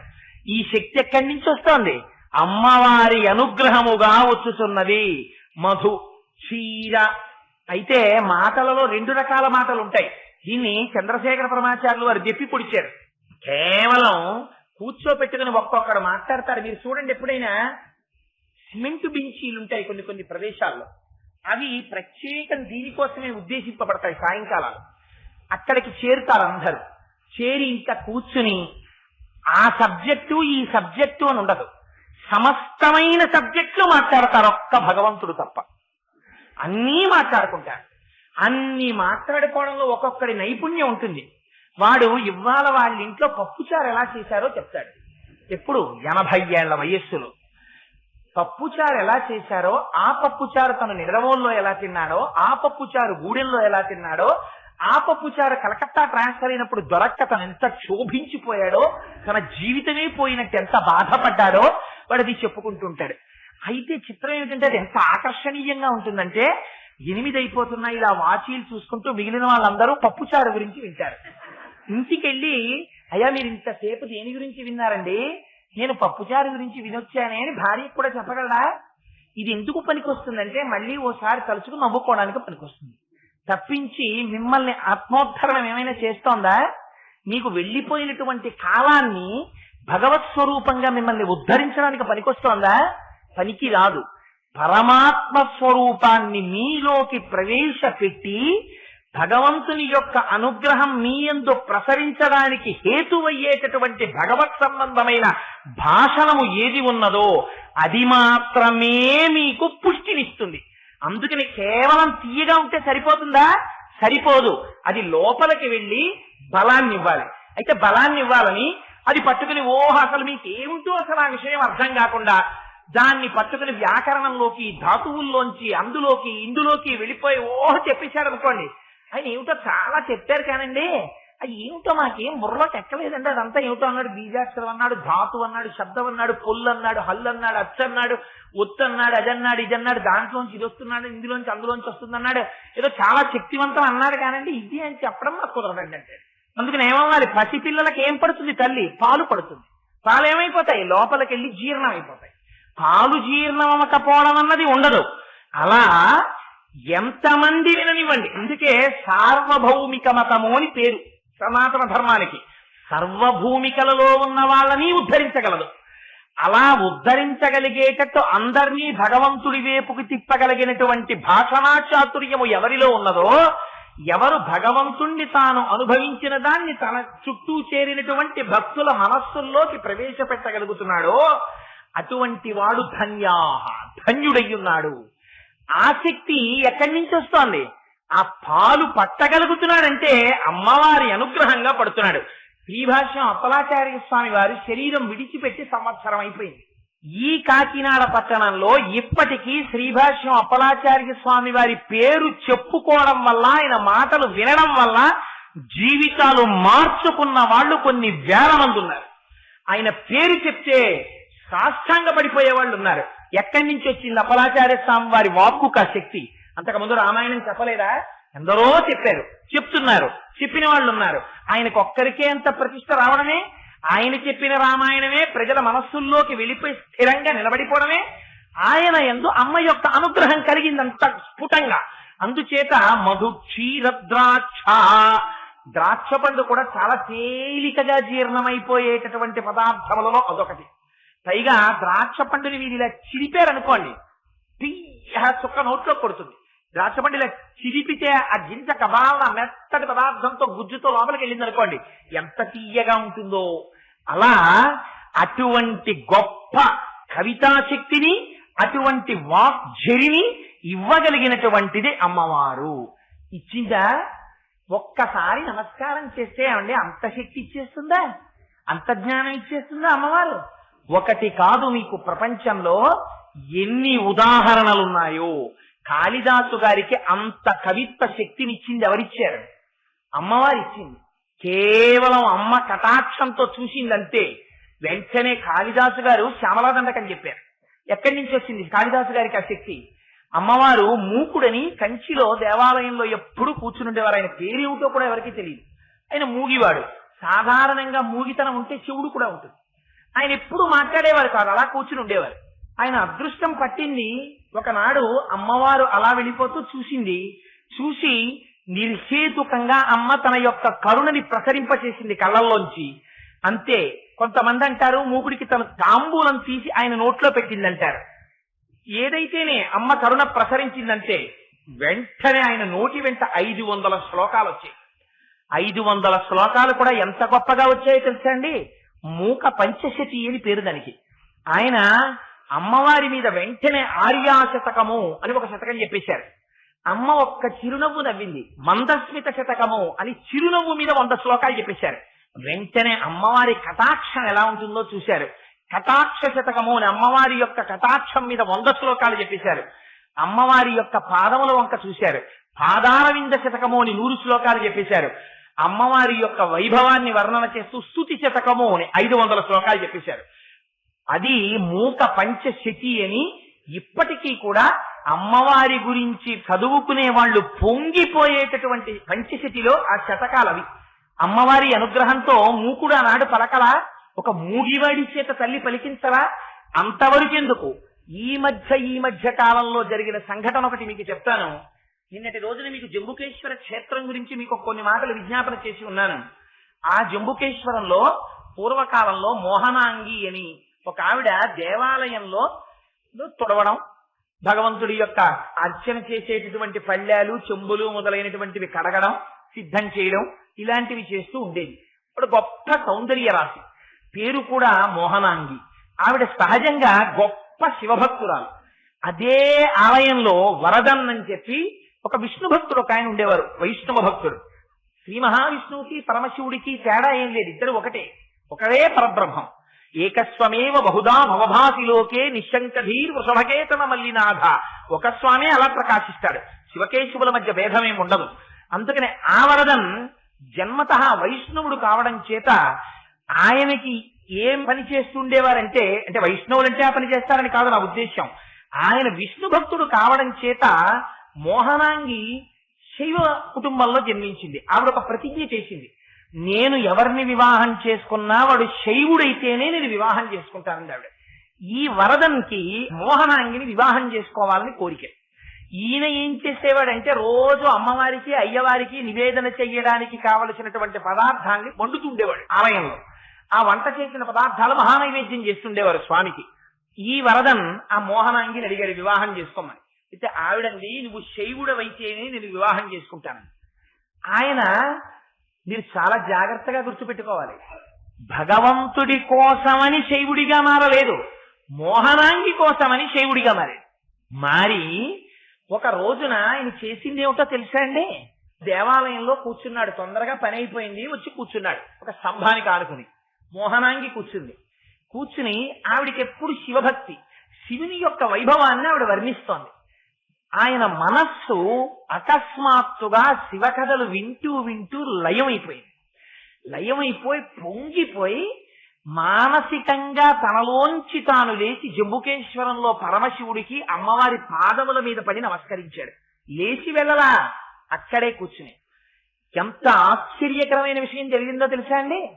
వెంటనే గుళ్ళోంచి అఖిలాండేశ్వరి అమ్మవారు నడిచి బయటికి వచ్చి అతి ప్రసన్నమైనటువంటి చూపు చూసింది వరదన్ని.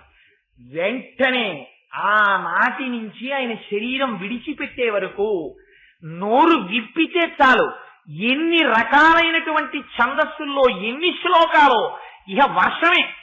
ఆయన వచ్చి కూర్చున్నారా వర్షం. అందుకని ఆయన పేరేమని పెట్టారో తెలుసా అండి? ఇంకో పేరు ఈయనకి సరిపోదని కాలమేఘం అని పెట్టేశారు.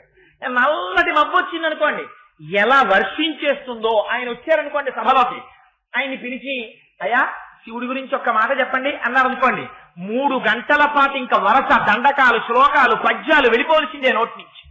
పొంగిపోతుండేవాడు, చెప్పేస్తుండేవాడు. అలాగా ఎక్కడి నుంచి వచ్చింది? అమ్మవారి అనుగ్రహంలోంచి వచ్చేసింది. అంతవరకు ఎందుకు, ఇంకొక్క విషయం విజ్ఞాపన చేస్తాను. దేవీ భాగవతంలో అమ్మవారి అనుగ్రహం గురించి ఒక కథ ఉంది. అందులో పూర్వకాలంలో దేవదత్తుడు అని ఒక బ్రాహ్మణుడు ఉండేవాడు. ఆయనకి కొడుకులు లేరు. ఆయనకి కొడుకులు లేకపోతే ఆయన పుత్రకామేష్టి అనేటటువంటి ఇష్టి చేశాడు కొడుకుల కోసం. ఆ చేసేటప్పుడు అందులో ఉద్గాత అని ఆ సామవేదాన్ని పఠించడం కోసం సుస్వరంతో స్వరం తప్పకుండా వేదాన్ని పలకగలిగినటువంటి గొప్ప నైపుణ్యం కలిగినటువంటి వాణ్ణి గోభిలుడు అనబడేటటువంటి ఒక మహానుభావుణ్ణి తీసుకొచ్చి ఆ యాగంలో పెట్టుకున్నారు. యాగం అంతా పూర్తయిపోయింది. చిట్ట చివర సామవేదం చదువుతున్నారు. మొన్నటి రోజున మనం ఇక్కడ అమ్మవారికి పూజ చేసినప్పుడు ఓ అఖిలాండ కోటి బ్రహ్మాండ నాయకి లలితాపరాభట్టారికా స్వరూపిణి అమ్మ చతుర్వేదమోధారయ అని ఇదిగో వినమ్మ ఋగ్వేదమోధారయ అంటే అప్పుడు వేదం చదివారు కదా. అలా చిట్ట చివర ఈయన సామవేదం చదువుతున్నాడు. ఆ సామవేదం చదువుతున్నప్పుడు కొంచెం స్వరంలో దోషం వచ్చింది. దోషం వచ్చేటప్పటికి దేవదత్తుడికి ఎక్కడ లేని ఆగ్రహం వచ్చింది. నేను కొడుకు కోసమని యాగం చేస్తుంటే దాంట్లో వేదం చదవడానికి వచ్చి నువ్వు స్వరం తప్పుతావా, ఎంత తప్పు పని చేశావురా అని అడిగాడు. అడిగితే ఆయన అన్నాడు, వాక్కు స్వరము దేని మీద ఆధారపడతాయి? ఊపిరి మీద ఆధారపడతాయి. ఆ ఊపిరిని తరువాత తాను చెప్పబోయేటటువంటి వాక్యము ఎంత పొడుగుంటుందో దాన్ని ముందే లెక్క వేసుకుని దానికి కావలసినంత ఊపిరి లోపల తీసి నిలబెడితే తప్ప ఆ వాక్య నిర్మాణమునకు కావలసినంత ఊపిరి పైకి వాక్కుగా రాదు. అలా వేదం పలికేటప్పుడు కూడా ఉచ్ఛ్వాస నిశ్వాసలలో కావలసినంత ఊపిరి తీసి అప్పుడు దాన్ని ఆ స్వరబద్ధంగా బయటికి తీసుకొచ్చి శబ్ద స్వరూపంగా వేదాన్ని పలకాలి. ఒక్కొక్కసారి ఆ ఊపిరి తీసి లోపల పట్టుకోవడంలో చిన్న తేడా వచ్చి స్వరం మారచ్చు. అంత మాత్రానికి నిండు సభలో పట్టుకుని నన్ను ఇంత మాట అంటావా, నీకు మూఢుడైన కుమారుడు జన్మించుగాక అని చెప్పింది. పాపం ఈ దేవదత్తుడు వెళ్ళి ఆయన కాళ్ళ మీద పెట్టాడు. ఎంత మాట అన్నావయ్యా, కొడుకు కోసమని ఇంత ఇష్టి చేశారు. చిట్ట చివరికి ఏమైంది? ఇంత ఇష్టి చేసిన తర్వాత మూఢుడైన కొడుకు పుట్టాలని శపించావు. దీనివల్ల నాకేం కలుగుతుంది? అసలు కొడుకులు లేకపోయినా పర్వాలేదు, కానీ మూఢుడైన కొడుకు వల్ల ఎంత ప్రమాదం వస్తుంది. అందుకని మహానుభావా నీ యొక్క కోపాన్ని ఉపసంహరించి నన్ను రక్షించన్నాడు. ఆయన అన్నాడు, పుట్టుక చేత మూఢుడు కానీ ఆ తరువాత అతను మహావిద్వాంసుడవుతాడు అన్నాడు. అయిపోయింది, ఇష్టి వెళ్ళిపోయారు అభిమానం వాళ్ళు. పాపం ఈ దేవదత్తుని యొక్క భార్య గర్భాన్ని ధరించింది, ఒక పిల్లవాణ్ణి కంది. ఆ పిల్లవాణ్ణి కూర్చోబెట్టుకుని దేవదత్తుడు సంధ్యావందనం నేర్పుదామంటే వాడు అలా చూస్తూ ఉండేవాడు. వాడి పేరు కూడా వాడి నోటికి తిరిగేది కాదు. ఉతధ్వజుడు అని పేరు పెట్టారు. ఆయన పేరే ఆయనకి నోరు తిరిగేది కాదు. అందుకని అసలు ఏమీ మాట్లాడేవాడు కాదు. అలా కూర్చునేవాడు, ఒక చెక్క బొమ్మ కూర్చున్నట్టు ఉండేవాడు. తండ్రికి అసహ్యం వేసింది. ఒరే, నీలాంటి వాడి గురించి శాస్త్రంలో ఏం చెప్తారో తెలుసా? బ్రాహ్మణుడవై పుట్టి సంధ్యావందనం చెయ్యడం కూడా చేతకాక నోరు విప్పి 4 మంచి మాటలు పలకలేని నీలాంటి వాడికి శరీరమును పోషించడానికి కావలసినంత తిండి మాత్రమే పెట్టమని శాస్త్రం. అందుకని నీకు అంత తిండే పెట్టాలి, అంతకన్నా నువ్వు ఎందుకు పనికిరావు. ఇంకా నువ్వు చచ్చిపోకుండా అన్నం పెట్టాలంతే నీకు. నీలాంటి కొడుకు పుట్టి నాకు ఎంత అప్రతిష్ట తెచ్చారా అని వాపోయాడు తండ్రి. వాపోతే పాప ఆ మాటలు విన్నాడు. తల్లిదండ్రులు అంటున్న మాటలు చాలా బాధ కలిగింది. చిచ్చి, నేను ఉండకూడదని చెప్పి దూరంగా వెళ్ళిపోయాడు గంగానది తీరానికి. అక్కడ కుటీరం కట్టుకున్నాడు. కుటీరం కట్టుకుని ఆ కుటీరంలో ఉంటున్నాడు. ఆయన ఏం మాట్లాడుతూ ఆ చుట్టూ ఉన్నటువంటి వాళ్ళందరూ చూశారు. పొద్దున్నే లేచేవాడు, చీకటితో గంగలోకి వెళ్ళేవాడు, స్నానం చేసేవాడు. కాకి ఎలా మునుగుతుందో అలా మునిగేవాడు. ఎందుకని? ఆ స్నానం చేసేటప్పుడు ఆ మంత్రం చెప్పుకోవడం అవి ఆయనకేం చేతకావు. అందుకని కాకి స్నానం అంటారు. స్నానం చేసేసేవాడు, బయటకు వచ్చేసేవాడు, కూర్చునేవాడు. ఏదైనా ఓ కాయో పండో దొరికిందా తినేవాడు. ఎవరైనా తెచ్చి అక్కడ పెట్టారా తీసుకు తినేవాడు. ఏమంటే మీ పేరేమిటండి? మాట్లాడేవాడు కాడు. ఏమీ మాట్లాడకుండా కూర్చుంటే ఇది ప్రజలకు బాగా నచ్చింది. అసలు ఆయనండి మౌనస్వామి. అసలు ఆయన ఏం మాట్లాడరో తెలుసా మీకు? 1 రూపాయి అడగరు, ఎవరింటికి రారు, భిక్ష అడగరు. ఎప్పుడు అలా మౌనంలో ఏం చూస్తాడో తెలియదు, ఏం వింటాడో తెలియదు. అసలు శక్తులన్నీ ఆయన దగ్గర ఉన్నాయనుకున్నారు. అనుకుని వాళ్లే పేరు పెట్టేసుకున్నారు. ఎంత గొప్ప తపస్సు అంటే అసలు ఇది తపస్సు అంటే. అందుకని ఆయన పేరు సత్య తపస్సుడు అని పేరు పెట్టుకున్నారు వాళ్ళు. పెట్టుకుని ఇంకా ప్రతి ఇంట్లో వాళ్ళు తీసుకొచ్చి అక్కడ పదార్థాలు ఎట్టేవారు. ఇదేదో బానే ఉంది, మన నోరు విప్పామా మన బతుకు బయటడిపోతుంది, అక్షరం ముక్క రాదు మనకి. అందుకని అసలు మనం మాట్లాడాలి, మౌనంగా ఉంటాం. వాళ్ళు మౌనమే నాకు శ్రీరామ రక్ష, వాళ్ళు నేనేదో పెద్ద తపస్సునని ఇవన్నీ పెడుతున్నారు. అని ఆయన హాయిగా రోజు ఏదో పాపాలు తినేవాడు, కానీ మనస్సులో కుమిలిపోతూ ఉండేవాడు. 14 ఏళ్ళు అయింది ఇల్లు విడిచిపెట్టేటప్పటికి. నాన్నగారు ఎలా ఉన్నారో, అమ్మ ఎలా ఉందో, నా బతుకు ఇలా అయిపోయింది, దొంగ బతుకు. రేపు పొద్దున్న ఎప్పుడైనా ఒక్కసారి నోరు విప్పానా కర్రలెట్టి కొడతారు నన్ను. నేనేదో తపస్సు అనుకుని వీళ్ళు పెడుతున్నారు, తింటున్నాను, కూర్చుంటున్నాను. ఈ పర్ణశాల నేను తప్ప నాకేమీ తెలియదు. బయటికి వెళ్ళడానికి భయం, ఎవడేం అడుగుతాడో భయం, ఎవడన్నా కనపడేటప్పటికీ కళ్ళు మూసు కూర్చోవాలి అని అలా కూర్చున్నాడు పాపం. కూర్చుంటే ఆయన దురదృష్టమో ఆయన అదృష్టమో ఒక రోజున ఒక పెద్ద వేటగాడు వచ్చాడు. వాడు సాక్షాత్ కాలయముళ్ళే ఉన్నాడు. నల్లటి శరీరం, ఎర్రటి కళ్ళు. ఆయన వస్తూ వస్తూ ఒక అడవి పందిని తరువుకొచ్చాడు. తరువుకొస్తే ఆ అడవి పంది యొక్క డొక్కలో ఆ కిరాతుడు విడిచిపెట్టినటువంటి బాణం గుచ్చుకుంది. అది నెత్తురోడుతూ తప్పుకోవడానికి మార్గం లేక పరిగెడుతూ ఈయన ఉన్నటువంటి ఆ పర్ణశాలలో యొక్క తడికి తోసుకుని లోపలికి వచ్చింది. ఈయన ఏదో కళ్ళు మూసుకుని అలా కూర్చున్నాడు పాపం. ఏంట్రా ఎల్లరని కళ్ళు తెరిచాడు. ఎదురుగుండా పంది కనపడింది. ఆ పంది డొక్కలో బాణం, అందులోంచి రక్తం వరద కింద కారిపోతోంది. నోరు తెరిచి అల్లల్లాడిపోతోంది, కన్నుల వెంట నీళ్లు. వెనక వచ్చేస్తున్నాడు. హుప్ అంటాం ఎగురేటప్పుడు. హుప్ అంటే అర్థం ఏంటంటే అది ఏమైనా బీజాక్షరమా అంటే అదో ఆ మాట అంటాం అంతే మనం. అలా ఆ పందిని చూశాడు. ఆయన మనస్సు ఒక్కసారి లయమైపోయింది. మనస్సులో అపారమైన కారుణ్యం కలిగింది ఆ పంది పట్ల. తనకి తెలియకుండానే ఐం అన్నాడు. అని ఇదేదో బానే ఉంది, ఈ అక్షరం ఏమిటోనో ఇన్నాళ్ళకి నోరు విప్పానని ఆ అక్షరమే 2-3 మాటలు అన్నాడు. అంత తీవ్రంగా మనస్సు లయమైపోయినటువంటి స్థితిలో అమ్మవారి సారస్వత బీజాక్షరం ఆ అక్షరం. ఆ బీజాక్షరాన్ని నోటి వెంట పలికాడేమో అమ్మవారు ఒక్కసారి ప్రసన్నమైన దృక్కులతో చూసింది. చూసేటప్పటికి ఇంకే ఉంది, అమ్మ చూసిందా, మహాపండితుడైపోయాడు. కిరాతుడు వచ్చాడు. వచ్చి, మహానుభావ, మీరు సద్బ్రాహ్మణులు తపస్సు చేస్తున్నారు, నేను పందిని కొట్టాను, ఆ పంది ఎక్కడ దాక్కుంది చెప్పండి అన్నాడు. చూశాడాయన.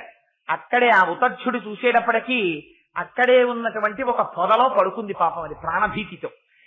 ఈ పంది ఇక్కడే ఉన్నది అని చెప్పాడా? పంది ప్రాణాలు తీసేసినటువంటి పాపంలో కొంత భాగం తన ఖాతాలో పడుతుంది. పంది సంగతి నాకు తెలియదన్నాడా? సత్యం చెప్పిన దోషం తన ఖాతాలో పడుతుంది. ఇప్పుడు పాండిత్యం రావడం వల్ల ప్రమాదం వచ్చింది. ఇప్పుడు ఏం చెప్పాలి? నిజం చెప్పాలా, అబద్ధం చెప్పాలా? ఆలోచించాడు. ఆలోచించి వెంటనే అమ్మవారి అనుగ్రహంతో మహాపాండిత్యం వచ్చేసింది కదా. ఆయన అన్నాడు, యా పశ్యతి నసాబ్రూతే యాబ్రూతే సమపశ్యతి అహో వ్యాధ స్వకార్యార్థిం కిం పృచ్యతి పునః అన్నాడు. ఓ వ్యాధుడా, ఓ నిషాదుడా, ఓ బోయవాడా, ఓ జంతువులని చంపేవాడా, ఓ కిరాతుడా, ఎందుకని మాటలు అడుగుతావు? ఏది చూస్తోందో అది చెప్పదు, ఏది చెప్తుందో అది చూడదు. అందుకని ఇంత అడవిలోనికి ఇంకో జంతువు దొరకదా పో అన్నాడు. ఏమిటి ఇందులో అర్థం? చూసేదేది కన్ను, చూసిన కన్ను చెప్తోందా? చెప్పట్లేదు. చెప్పేదేది నోరు, చెప్పిన నోరు చూస్తోందా? చూడటం లేదు. చూసేది చెప్పదు, చెప్పేది చూడదు. ఎందుకయ్యా నన్ను దింపుతావు మధ్యలో? ఇంకో చోటుకు పోవాలి. నిజం చెప్పాడా, అబద్ధం చెప్పాడా? నిజమే చెప్పాడు, అబద్ధము చెప్పాడు. కానీ ఆ అబద్ధం ఎందుకు పనికొచ్చింది? వేరొక ప్రాణి యొక్క ప్రాణములను నిలబెట్టడానికి పనికొచ్చింది. అలా అబద్ధం చెప్పినా అది సత్యము కిందకే వస్తుంది. అందుకని ఒక్క బీజాక్షరాన్ని పలికినంత మాత్రం చేత ఆనాడు ఉతక్షుడు ఎంత గొప్ప పండితుడైపోయాడయా. అమ్మవారి అనుగ్రహం ఉంటే ఎవరినైనా అమ్మ మార్చేయలేదా? ఇంకింతకన్నా ఏమిటి? ఇంకా దారుణమైన విషయం ఏమిటో తెలుసా అండి మీకు? ప్రపంచంలో ఇప్పటికీ మీరు ఎక్కడికి వెళ్ళండి, దక్షిణ భారతదేశంలో తమిళనాడు దేవాలయాల్లో 63 మంది నాయనార్లలో ప్రముఖంగా ఉంటారు జ్ఞానసంబంధారు. ఆయన తండ్రి, ఆయన కూడా మనలా జన్మించారు జ్ఞానసంబంధారు. జ్ఞానసంబంధారు తండ్రి గారి పేరు శివభక్త హృదయుడు, తల్లి గారి పేరు భగవతి. వాళ్ళిద్దరికీ లేక లేక ఒక పిల్లాడు పుట్టాడు. ఆ పిల్లాడిని తీసుకుని కొంచెం పెద్దవాడయ్యాడు, నడుస్తున్నాడు. ఒకనాడు తండ్రి గారు దేవాలయంలో ఉన్నటువంటి కోనేటిలో స్నానం చేసి సంధ్యావందనం చేసుకుందామని వెడుతున్నాడు. పిల్లవాడు వెంటబడ్డాడు. నాన్నగారు నేను వస్తానన్నాడు. సరే తీసుకెళ్లాడు తండ్రి గారు. తీసుకెళ్లి స్నానం చేసి ఆయన ఆ నీటిలో మునిగారు. మునిగేటప్పటికా ఒడ్డున కూర్చున్నాడు పిల్లాడు. వాడికి ఒక్కసారి భయం వేసింది. అమ్మో, నాన్నగారు కనపట్టలేదు, నీళ్లలో మునిగిపోయారు అనుకున్నాడు. అనుకుని ఆయనకి ఏం చెయ్యాలో తెలియలేదు. ఆయన ఏదో అహమక్షర మంత్రం చెప్పుకోవడం కోసమని ఆ నీళ్లలో మునిగాడు. అమ్మో, నాన్నగారు కనపట్టలేదనుకున్నాడు. అంతకు ముందు నాన్నగారు చెప్పినటువంటి మాట ఒకటి జ్ఞాపకం వచ్చింది. అంతకు ముందు గుళ్ళోకి వచ్చినప్పుడు నాన్నగారిని అడిగాడు, ఆ గుడి గోపురం మీద వాళ్ళిద్దరు ఎవరండి అని అడిగాడు. ఒరే నీకు నేనెలా తండ్రినో ఈ సమస్త జగత్తుకి ఆ తోణిపురీశ్వరుడైన పరమేశ్వరుడు తండ్రి. ఆ పక్కనుందే పార్వతీదేవి, ఆవిడ అమ్మ. ఎప్పుడు కష్టం వచ్చినా నువ్వు నాన్నగారండి అని పిలిస్తే నేను పరిగెత్తుకొస్తున్నానే, అలా లోకంలో ఎవరికైనా కష్టం వచ్చినప్పుడు ఆర్తితో వాళ్ళని పిలిస్తే వాళ్ళు వచ్చి తీరుస్తారా అందావిడ అని చెప్పేవాడు ఆయన. ఈయన ఏడుస్తూ చూశాడు, వాళ్ళిద్దరు కనపడ్డారు. నాన్నగారు చెప్తూ ఉండేవారు, ఆయన్ని పిలిస్తే వస్తాడని చెప్పారు నాన్నగారు. ఇవాళ నాన్నగారు కనబట్టలేదు, నీళ్లలో మునిగిపోయారు అని వెంటనే అమ్మా అయ్యా పార్వతి పరమశివ పార్వతి పరమశివ అన్నాడు. ఎక్కడుంది నిజాయితీ? మనం చేస్తే పూజ విగ్రహాలని చూస్తాం, ఆయన విగ్రహాలని చూడలేదు, అమ్మవారిని అయ్యవారిని చూశాడు. పిల్లవాడి కదా కాపక్ష్యం ఎక్కడుంది అని చూసి అరిచేసరికి కదిలిపోయాడు అంతటి పరమశివుడు కూడా. గబగబా వృషభవాహనం ఎక్కి అమ్మవారిని తొడ మీద కూర్చోబెట్టుకుని వచ్చేసాడు. వచ్చేసి పిల్లవాడు ఏడుస్తున్నాడు. గబాలన వాడిని ఎత్తుకుని, అలా చూస్తావేం పార్వతి, పిల్లవాడు ఏడుస్తుంటే నీ స్తన్యాన్ని బంగారు గిన్నెలో పిండి ఆ పాలు పట్టు పిల్లవాడికి అన్నాడు. అంటే ఆవిడేంది కూడా చాలా తేలిగ్గా చెప్పేస్తున్నారు. వీడికి పాలు పడితే ఏమొస్తుందో తెలుసా? శివజ్ఞానం వస్తుంది. పట్టనా అంది. ఏమొస్తే నాకెందుకో, వాడు పిల్లవాడు. అమ్మా నాన్న అమ్మా నాన్న అని మనం ఉన్నామని నమ్మి ఏడ్చాడు. మనని చూసి పట్టేసేయి అన్నాడంతే. అమ్మ వెంటనే ఒక బంగారు గిన్నెలోకి తన స్తన్యాన్ని పిండి వాడికి పాలు పట్టేసింది. పట్టి మూతి తుడిచింది. శంకరుడు కళ్ళు తుడిచాడు. వాడు ఆ పాలు తాగి కూర్చున్నాడు హాయిగా. ఇంతలో తండ్రి లేచాడు, ఒళ్ళు తుడుచుకున్నాడు, పంచకట్టుకు వచ్చాడు ఆయన. వీళ్ళిద్దరూ మళ్ళీ గోడ మీదకి వెళ్ళిపోయారు కామ్గా. వెళ్ళిపోయిన తర్వాత ఈ పిల్లాన్ని ఎత్తుకున్నాడు. ఎత్తుకుని పాపం గుళ్ళోకి ఎడుతున్నాడు. వీడు ఒక్కొక్క మంటపం దాటుతుంటే ఒక్కొక్క పచ్చికని చెప్తున్నాడు. పచ్చికం అంటే తమిళనాడులో ఏమిటంటే, ద్రవిడ భాషలో చెప్పాలి అంటే అదొక దండకంలా ఉంటుందన్నమాట. ఒక్కొక్క పచ్చికని చెప్పేస్తున్నాడు. వాడు లోపలి ప్రాకారాల దగ్గరికి వెళ్ళేటప్పటికి 2 చేతులతో భజన చేస్తూ పార్వతీ పరమేశ్వరుల మీద స్తోత్రం చేస్తుంటే వాడి చేతులు కంది అయితే ఎర్రబడ్డాయిట. ఎర్ర పడితే చూడలేకపోయాక పార్వతీ పరమేశ్వరులు, ఒరే మా కోసం స్తోత్రం చేయడంలో ఆ చిన్ని చిన్ని చేతులు ఇలా ఇలా కొడుతూ ఉంటే చూడలేక పైనుంచి చిడతలు పడేసేట. ఆ చిడతలు పట్టుకుని పెద్దవాడయ్యేంత వరకు జ్ఞాన సంబంధం ఆ చిడతలు మోగిస్తూనే ఉండేవారు. మనకి చిన్నతనంలో పూర్వం ఒళ్ళో కూర్చోపెట్టుకుని నాన్నమ్మలు అమ్మమ్మలు కూర్చోపెట్టుకుని చక్కగా పిల్లలకి 2 చేతులు పట్టుకుని వాళ్ళు కూడా సాంబ సదా శివ సాంబ సదా శివ సాంబ సదా శివ సాంబ శివ అని మోగిస్తుంటే కాసేపు అలా చేసిన తర్వాత ఒకవేళ అమ్మమ్మ నాన్నమ్మ చేతులు తీసేసిన పిల్లలు ఇలా ఇలా అంటుండేవారు. వాళ్ళకి తెలియకుండా భక్తి వచ్చేది. ఇప్పుడు అమ్మమ్మకి నాన్నమ్మకే టీవీ వదలదు, ఇంకా పిల్లలకేం చెప్తుంది ఆవిడ? పిల్లలతో ఏం చేయిస్తుంది? వాళ్ళకే టీవీ కావాలి. అందుకని అదిగో అది భక్తి అంటే. అందుకని ఒక్కసారి పిలిస్తే పరిగెత్తుకుంటూ వచ్చాడే. అమ్మ ఇలా పాలిచ్చినంత మాత్రం చేత అంత జ్ఞానం వచ్చిందే. ఆ అమ్మ ఏమివ్వలేదు. ఎంత పూజలు చేశారు వీళ్ళందరూ చెప్పండి. వీళ్ళందరూ ఎంతంత పూజలు చేస్తే పరమశివుడికి సంబంధించినటువంటి జ్ఞానాన్ని అమ్మవారిచ్చింది. బుద్ధిమంతులై పరమభక్తితో ఒక్కసారి అమ్మా అని పిలిచారంతే. పిలవగానే మధుక్షీరద్రాక్ష మధురి మధురీనా పణితయ. నువ్వు కూడా నీ జీవితంలో ఒక్కసారి అమ్మవారిని అలా దర్శనం చేసి తెల్లటి కాంతితో కూర్చున్న అమ్మవారి వంక చూసి ఈ శ్లోకం పరమ పవిత్రం. జ్ఞాపకం పెట్టుకోండి. శంకరాచార్యుల వారు జాతియందు కృపచేత మనకిచ్చారు. ఆడ మగ పిల్ల పెద్ద ప్రతి వారికి శ్లోకం నోటికి రావాలి, తప్పులు లేకుండా చదవాలి. ఇందులో ఒక గమ్మత్తుంది ఆ శ్లోకంలో. ఆ శ్లోకంలో అక్షరాలు మారాయా, వ్యతిరిక్త అర్థాలు వస్తాయి. అందుకని తప్పులు చదవకుండా చక్కగా చదవడం నేర్చుకుని చిన్న చిన్న పిల్లల దగ్గర నుంచి అలవాటు చెయ్యండి. స్నానం చెయ్యగానే ఒక్కసారి అమ్మవారి దగ్గరికి వెళ్ళి ఆ కట్టుకున్న తువ్వాలతోట అందులో బాలల భక్తికి అమ్మవారు పొంగిపోతుంది. కూర్చుని అమ్మా శరజ్యోత్స్నా సుగ్ధాం శశియుత జటాజూట మకుటాం వరత్రా తత్రాన స్ఫటిక ఘుటికా పుస్తకరాం సకృన్నత్వానత్వా కథమివ సతాం సన్నిదదతే మధుక్షీరద్రాక్షా మధురి మధురీనా ఫణితయ అని రోజు అది చదవడం నేర్పండి. మీరు 1,00,00,000 రూపాయలు ఇచ్చినప్పుడు మీ మనవణ్ణి రక్షించుకున్న కన్నా ఈ ఒక్క శ్లోకాన్ని మీ మనవడికి మీరు నేర్పారా, వాడి జీవితాన్నంతటిని మీరు రక్షిస్తారు. ఏదో ఒకనాడు వాళ్ళ చెప్పగా చెప్పగా చెప్పగా చెప్పగా వాడి మనస్సు నిలబడుతుంది. ఆనాడు అమ్మ కృప వాడి ఎందు ప్రసరిస్తుంది. అమ్మ అనుగ్రహం కలిగిందా వాడు ఏ స్థితికైనా వెళ్ళచ్చు. అందుకని ప్రతి వాళ్ళు మాకెందుకండి, మేము పెద్దవాళ్ళం అయిపోయాయి కదా, మాకెందుకు ఈ శ్లోకాలు అనుకోకండి. జ్ఞానము కావాలి కదా, భగవత్ సంబంధమైనటువంటి జ్ఞానము, ఆత్మజ్ఞానము లోపల స్థిరపడడానికి, అది ప్రసరించడానికి పరమ హేతువైనటువంటి గొప్ప శ్లోకాన్ని ఇవాళ శంకర భగవత్పాదులు మనకి కృప చేశారు. అందుకని అందరూ నా విజ్ఞాపన తప్పులు లేకుండా చదవడం మాత్రం ఈ శ్లోకాన్ని అలవాటు చేసుకోండి. ఇదొక శ్లోకం.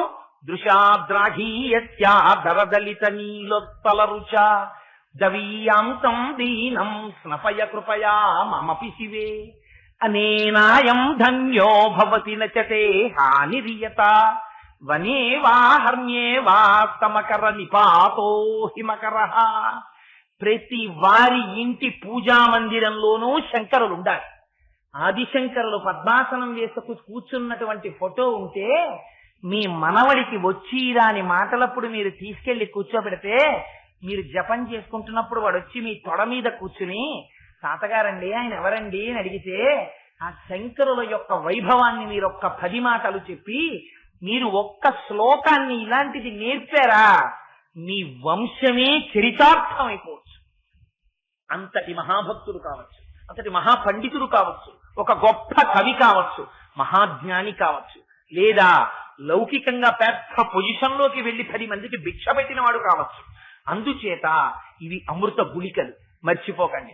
ఇవాళ రేపటితోనే పూర్తి చేసేస్తున్నాను కనుక ఇంకొక శ్లోకాన్ని విజ్ఞాపన చేస్తాను. అమ్మవారి యొక్క నయన వైభవం చాలా గొప్పది. వక్రలక్ష్మీ పరీవాహ చలన్మీ నభలోచన అంటారు వ్యాస భగవానుడు లలితా సహస్రంలో. అమ్మవారిలో ఉన్న గొప్పతనం ఏమిటో తెలుసా అండి? అమ్మ పరిగెత్తుకు రావక్కర్లేదు. ఆవిడ దృశాద్రాఘీయస్యాదరదలిత నీలోత్పల రుచా కదా. ఎక్కడి వరకు ఈ బ్రహ్మాండములన్నీ ఉన్నాయని మీరు అనుకుంటున్నారో అంతకన్నా దాటి చూడగలిగినటువంటి కారుణ్యమూర్తి కదా అమ్మ. ఆ అమ్మ కంటిలో నవరసాలు కనపడ్డాన్ని శంకరాచార్యులు వారు వర్ణిస్తారు. ఎందుకు వర్ణించడం అంటే, అమ్మ కళ్ళ యొక్క వైభవాన్ని మీరు అనుభవించి అమ్మ కంటి వంకొక్కసారి చూశారనుకోండి, అమ్మకున్న గొప్పతనం ఏమిటో తెలుసా అండి?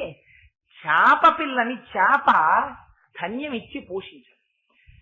పిల్లని ఆ చేప పోషించేటప్పుడు కేవలం అలా చూపులతో చూస్తుంది. చూడగానే ఆ చూపులు చూసేటప్పటికి చేప పిల్లకి ఆకలి తీరిపోతుంది. అలా అమ్మవారికి అందుకే మీనాక్షి అని పేరు. ఆవిడ మీననేత్రములతో ఉంటుంది. మీనాక్షి అన్న పేరు విచిత్రం ఏంటంటే, చాలా గొప్ప నామమైన లలితా సహస్రనామ స్తోత్రంలో ఎక్కడా ప్రకటంగా మీనాక్షి అన్న నామాన్ని వాడలేదు వ్యాసుడు. వాడకుండా కానీ సంకేతించారు. వక్రలక్ష్మీ పరీవాహ చలన్మీ నాభలోచన అని మీనాక్షి అమ్మవారి యొక్క వైభవాన్ని ప్రకటింపచేశారు. శంకరాచార్యులు వారు కూడా అమ్మవారి కన్నువేపుకి మనం చూశామా, ఆ ఒక్కసారి తల్లి కళ్ళవంక అలా చూసేసరికి మనలో ఉండేటటువంటి ఇప్పటి వరకు ఉన్న ఆందోళనలన్నీ ఉపశమించి మీరు ఒక గొప్ప శాంతిని, సంతోషాన్ని అనుభవిస్తారు. అందుకని అది కేవలం కన్నుగా వర్ణిస్తే మన మనస్సు నిలబడదని ఒక్కొక్క శ్లోకంలో ఒక్కొక్క చిత్రమైన గారడీ చేశారు శంకరాచార్యుల వారు. ఎన్నెన్ని విన్యాసాలు ప్రదర్శించారంటే మహానుభావుడు అమ్మవారి కళ్ళల్లో నవరసాలని చూపించారు. మీకు ఒక్క విచిత్రం ఉంది. మీకు ఎప్పుడైనా కోపం వచ్చిందనుకోండి, పెదవుల్లో తెలుస్తుంది, పెదవులు అదురుతాయి.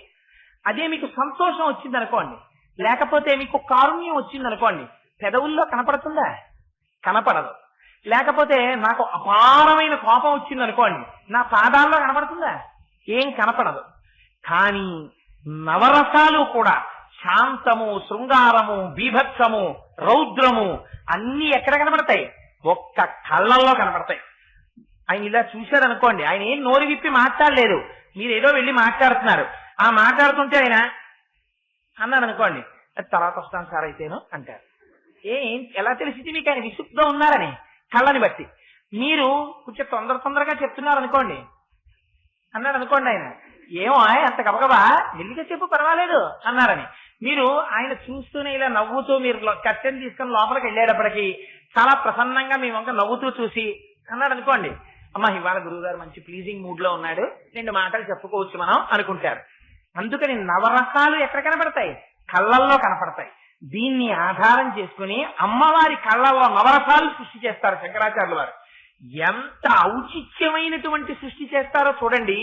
శివే శృంగారార్ధ తదితరజనే కుచ్చమపరా సరోషా గంగాయాం గిరిశ చరితే విస్మయవతి అని ఎంత చిత్రంగా మాట్లాడతారంటే, శివే శృంగారార్థ అమ్మవారుట కన్నులలో పరమశివుడికి సంబంధించినటువంటి విషయాల్ని శివుణ్ణి చూసినప్పుడు అమ్మవారి కళ్ళల్లో శృంగార రసం తొణికిసలాడుతుంది. ఎందుకని? అసలు అమ్మవారిలో ఒక గొప్పతనం ఉంది. ఏమిటో తెలుసా అండి?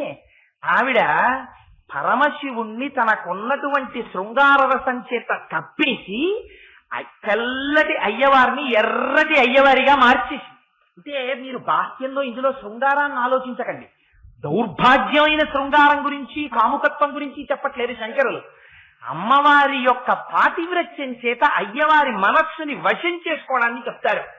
అమ్మ యొక్క నవ్వు చూసేటప్పటికి, అమ్మని చూసేటప్పటికి ఇంత శంకరుడు కూడా ఎంత ఆనందపడిపోతారో తెలుసా అండి? భార్య అంటే ఇది. ఎంత అలిసిపోయి ఎంత చికాగ్గా భర్త ఇంటికి రానివ్వండి, భర్త వచ్చి కూర్చుని ఆ జేబులోంచి కళ్ళజోడు పెన్ను అవి తీసి అక్కడ పెట్టేసేసి కూర్చునేటప్పటికి, మీ ఊరి నుంచి వచ్చేసాడు మీ తమ్ముడు, ఎక్కడికో బయటికి వెళ్ళాడు, 1 గంటలో వస్తా అన్నాడు అందనుకోండి, అగ్నిహోత్రంలో నెయ్యి పోసేసినట్టు ఉంటుంది. అదే భార్య, ఏమండి ఇవాళ ఎంత సంతోషకరమైన విషయమో తెలుసా, మన ఊరి నుంచి మా మరిది వచ్చాడు అందనుకోండి, మీ తమ్ముడు వచ్చాడు మీ ఊరి నుంచి, అంతే ఉండేటటువంటి జుగుప్స వేరు. మన ఊరి నుంచి మా మరిది వచ్చాడని అనుకోండి, అప్పుడు భర్తకి వెంటనే అబ్బా నా మనసెరిగిన భార్యరా ఎంత ఆప్యాయంగా మాట్లాడిందో చూసావా అనిపిస్తుంది. ఆ భార్య ముఖం చూసేటప్పటికి భర్త ఉల్లాసాన్ని పొందాలి, మానసికమైనటువంటి విశ్రాంతిని పొందాలి. ఇది అమ్మవారి యొక్క ముఖం చూస్తే ఎలా ఉంటుందో శంకరులు వర్ణిస్తారు. ఒక చోట అంటారు, స్ఫురద్గండాభోగ ప్రతిఫలిత తాటంకయుగళం చతుశ్చక్రం మన్యే తవ ముఖమిదం మన్మథరథం యమారుహ్యకవనిరథమర్చేందు చరణం మహావీరోమార ప్రమదపతయే సంగీతవతే అంటారు. ఒక నాట మన్మధుడికి ఎప్పటి నుంచో కడుపు మంట. ఈ పరమశివుడు 3వ కన్ను తెరిచినందుకు కాల్చేశాడురా, ఈయన మీదకి యుద్ధానికి వెళ్ళి నేను ఎప్పటికైనా గెలుస్తానా అనుకునేవాట. ఒకనాడు శంకరుడి కింకరులు వచ్చి చెప్పారట, శంకరా మీ మీదకి యుద్ధానికి వస్తున్నారు శత్రువులు అన్నారట. నా మీదకి శత్రువులు రాగలిగిన వాడెవడరా, నేను చేతిలో మేరు పర్వతాన్ని తీసుకొచ్చి కోదండంగా పట్టుకుంటాను, మొత్తం భూమినంతకే రథం చేసుకుంటాను, సూర్యచంద్రుల్ని చక్రాలుగా పెట్టుకుంటాను, వేదములను గుర్రములుగా పెట్టుకుంటాను, బ్రహ్మగారిని సారథిగా పెట్టుకుంటాను, శ్రీ మహావిష్ణువుని బాణంగా పెట్టుకుంటాను. అలాంటి వాణ్ణి నా మీదకి యుద్ధానికి వస్తాడా, ఎవడరా నా మీదకి యుద్ధానికి వచ్చింది అన్నట్ట. అంటే స్వామి మీ మీదకి మన్మధుడు యుద్ధానికి వస్తున్నాడు అన్నట్ట. ఏమిరా, ఒకనాడు నా 3వ కంటి మంట చేత కాలిపోయిన మన్మధుడు నా మీదకి యుద్ధానికి వచ్చాడా, పదండి ఎక్కడి రథం అన్నట్ట అని మహానుభావుడు పెద్ద రథం ఎక్కి వెనక నందీశ్వరుడు, భృంగీశ్వరుడు, చండీశ్వరుడు వీళ్ళందరూ పెద్ద పటాటోపంగా వచ్చేస్తున్నారు. చేతిలో పెద్ద కోదండం పట్టుకుని రౌద్ర స్వరూపంతో వచ్చేశారు. వచ్చేసేటప్పటికి మన్మధుడు కూడా రథం ఎక్కేట. ఏమిటి ఆయన రథం ఏమిటి, అమ్మవారి ముఖాన్నే రథంగా చేసేసుకున్నట్ట మన్మధుడు. ఆ రథానికి 4 చక్రాలు ఉండాలి కదా, మరి ఆయన రథానికి 2 చక్రాలు, సూర్యచంద్రులు ఇద్దరే. ఈయన రథానికో 4 చక్రాలు, మన్మధుడి రథానికి ఏమిటిటా 4 చక్రాలు? స్ఫురద్గండాభోగ ప్రతిఫలిత తాటంకయుగళం. అమ్మవారి చెవులకు పెట్టుకున్న తాటంకములు ఉన్నాయి కదా, ఆ తాటంకములు అమ్మవారి బుగ్గలనేటటువంటి అద్దాల్లో ప్రతిఫలిస్తున్నాయిట. ఇక్కడ ప్రతిబింబం పడుతోందిట, ఇక్కడ బింబం ఉందిట. ఈ ప్రతిబింబము బింబము అనేటటువంటి 4 చక్రాలున్న అమ్మవారి ముఖం అనేటటువంటి రథం ఎక్కి మన్మధుడు వస్తున్నట్ట. అట్నుంచి పరమశివుడు వచ్చేట. స్ఫురద్గండాభోగ ప్రతిఫలిత తాటంకయుగళం చతుశ్చక్రం మన్యే తవ ముఖమిదం మన్మథరథం యమారుహ్యదృశ్యకవనిరథమర్చేందు చరణం. చూశాట, ఏడురా మన్మథుడు, ఎక్కడున్నాడు రథంలో, ఏది చూపించండి ఆయన రథం అన్నట్ట. అంటే ఆ చుట్టూ ఉన్న వాళ్ళు అన్నారట, స్వామి అదిగో మీ ఆవిడ ముఖమే రథం చేసుకొచ్చాడయ్యా, అదిగో అందులో ఉన్నాడన్నట్ట. అనేటప్పటికీ శంకరుడు ఒక్కసారి ఇలా చూశాట వాళ్ళ ఆవిడ వంక. వాళ్ళ ఆవిడ ముఖమేమో అమ్మవారు చటక్కున ఒక నవ్వు నవ్విందిట. ఆ నవ్వు నవ్వేటప్పటికి ఇంత శంకరుడు కూడా ఆ ధనస్సు పక్కన పెట్టేసి పార్వతి అంటే గబగబా రథం దిగెళ్ళి పక్కన కూర్చున్నట్టు. అప్పుడు మన్మధుడు అనుకున్నట్ట, అసలు నేను ఇంకా ధనస్తే ఎక్కువ పెట్టలేదు, దిగిపోయాడు, నా రథం చూసే భయపడిపోయాడు అని గెలిచేశానన్నట్టు. అందుకని మన్మధుడిని గెలిపించింది ఎవరు? అమ్మవారి ముఖమండలం. అంటే అమ్మవారి ముఖమండలము సర్వకాలములయందు పరమశివుడికి అంత ప్రీతిపాత్రమై ఉంటుంది. అంతవరకే మీరు జ్ఞాపకం పెట్టుకోవాలి. అందుకని వారిద్దరి మనస్సులు ఒండురులయందు అలా రమించేటటువంటి హృదయం ఉన్నవారు. అందుకని శివే శృంగారార్ధ తదితర జనే కుచ్చనపరా, అమ్మవారి కళ్ళల్లో బీభత్సరసం కనబడుతుంది. ఎప్పుడు కనబడుతుంది? అమ్మవారి దృష్టిలో 3 లోకములలో ఉన్న సర్వ ప్రాణులు ఆవిడ పిల్లలే. అబ్రహ్మకీట జనని ఆవిడ. కానీ ఈ వచ్చినటువంటి పిల్లలు ఎప్పుడైనా అమ్మవారిలో ఉన్న అమ్మతనాన్ని చూడకుండా అమ్మవారిలో ఆడతనాన్ని చూశాడా వచ్చినవాడు, ఆనాడు అమ్మ కళ్ళల్లో బీభత్సరసం కనబడుతుందిట. జయ జయ హే మహిషాసురమర్దిని రమ్య కపర్దిని శైలసుతే అవుతుంది ఆవిడ ఆ రోజున. అందుకని ఆ అమ్మవారి కళ్ళల్లో శివేతరుడైన వాడు, అందరూ శివులే, కానీ ఎప్పుడైనా తనని తాను కొడుకుగా కాక అమ్మవారిలో ఆడతనాన్ని చూసిన దౌర్భాగ్యుడు ఎవడైనా కనబడ్డాడా అమ్మ కళ్ళల్లో బీభత్సరసం కనబడుతుందిట.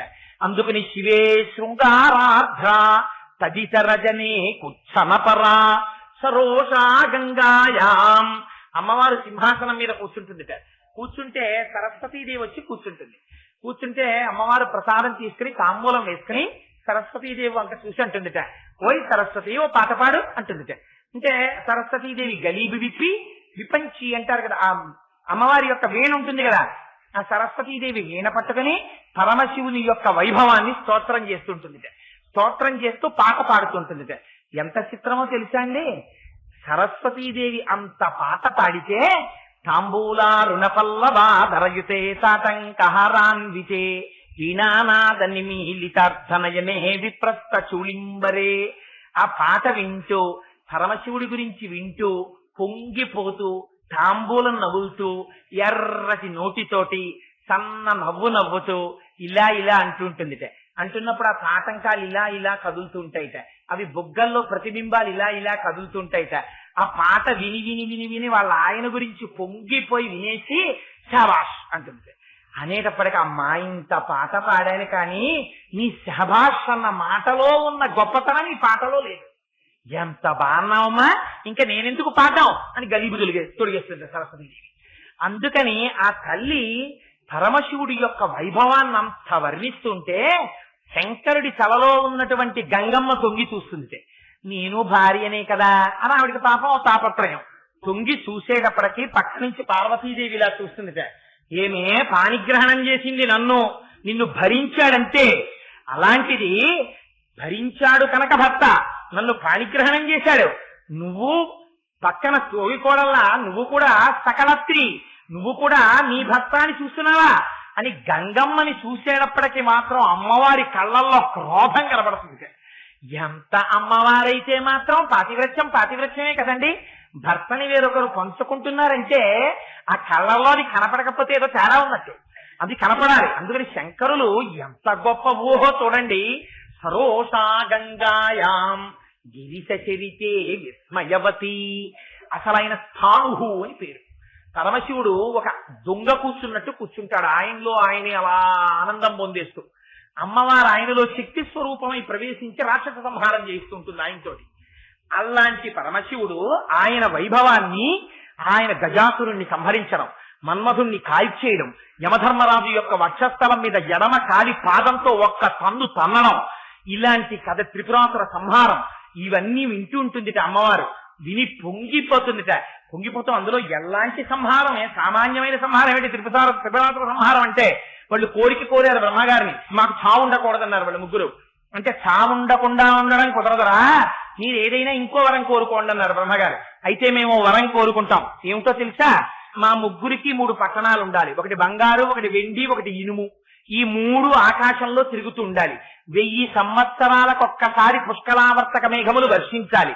అవి వర్షిస్తున్నప్పుడు ఈ 3 పట్టణములు ఒకేసారి కొంచెం సేపు ఒక సరళ రేఖలోకి రావాలి.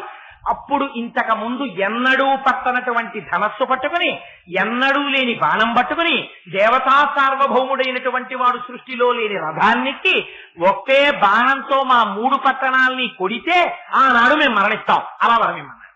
అంటే ఆయన అన్నాడు తథాస్తు అని వెళ్ళిపోయాడు. వీళ్ళకి ఎక్కడ లేని సంతోషం వచ్చింది. ఎప్పుడు వస్తాడు అలాంటి వాడు అని. వచ్చాడు, రానే వచ్చాడు. ఎవరు? శ్రీశైలే స్వర్ణశృంగే మణిగణ రచితే కల్పవృక్షాలిశీతే స్ఫీతే సవర్ణ రత్న స్ఫురిత నవగృహే దివ్య పీఠే శుభార్హే అసీన సోమచూడ సకరుణనయన సంగన స్వేర వక్ర శంభుశ్రీ భ్రమరీచ ప్రకటిత విభవో దేవతా సార్వభౌమ అని పేరు పరమశివుడికి. ఆయన దేవతా సార్వభౌముడు. ఆయన రథం ఎక్కాడు, భూమిని రథం చేసుకున్నాడు. సూర్యచంద్రులు ఇద్దరు రథచక్రాలయ్యారు, వేదములు గుర్రాలయ్యాయి, బ్రహ్మదేవుడు పగ్గాలు పట్టుకున్నాడు, శ్రీ మహావిష్ణువు చేతిలోకి బాణమై వచ్చారు.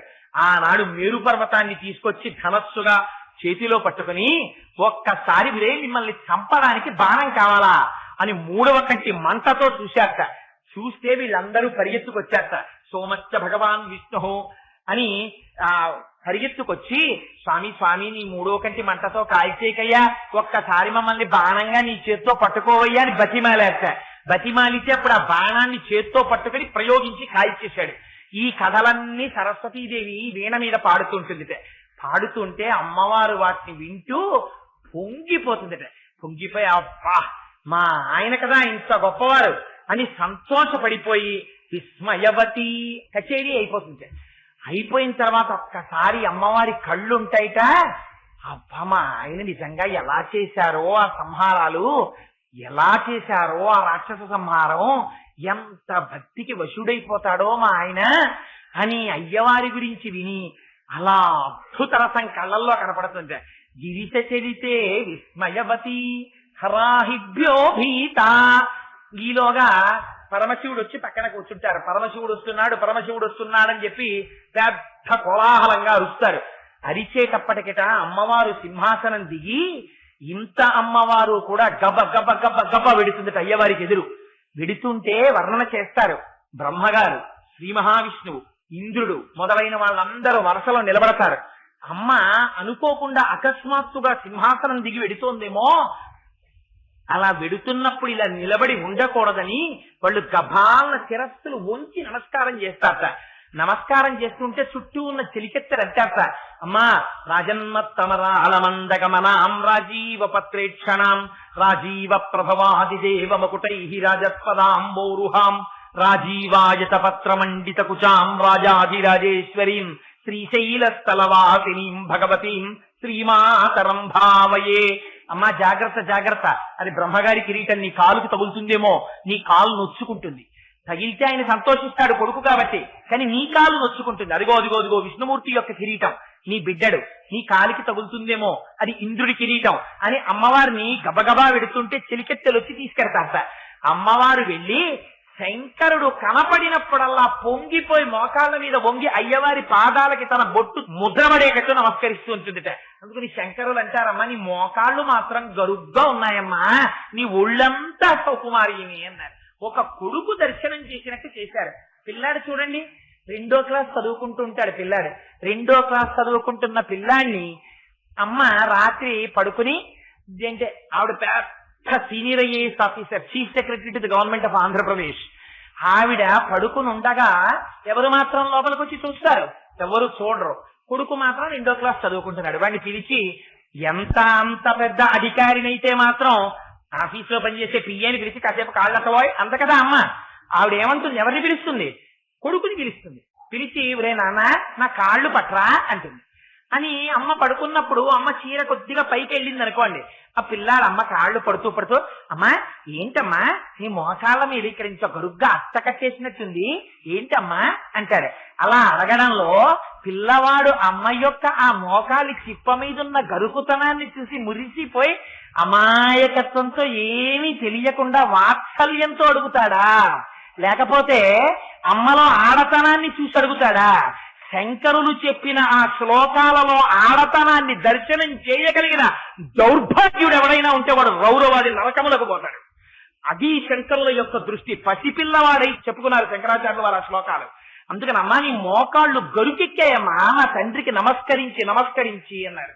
అటువంటి తల్లి కనుక తల్లి వెళ్ళి ఆ అయ్యవారి పాదాలకి నమస్కారం చేసి శంకరుడితో కలిసి వచ్చి సింహాసనం మీద కూర్చుంటుందిట. కూర్చుని అసలే అమ్మ ఎరుపు, దానికి తోడు పక్కన భర్త వచ్చి కూర్చున్నాడు. కూర్చుని అందులోనూ అమ్మవారి వంక ఇలా చూస్తాట.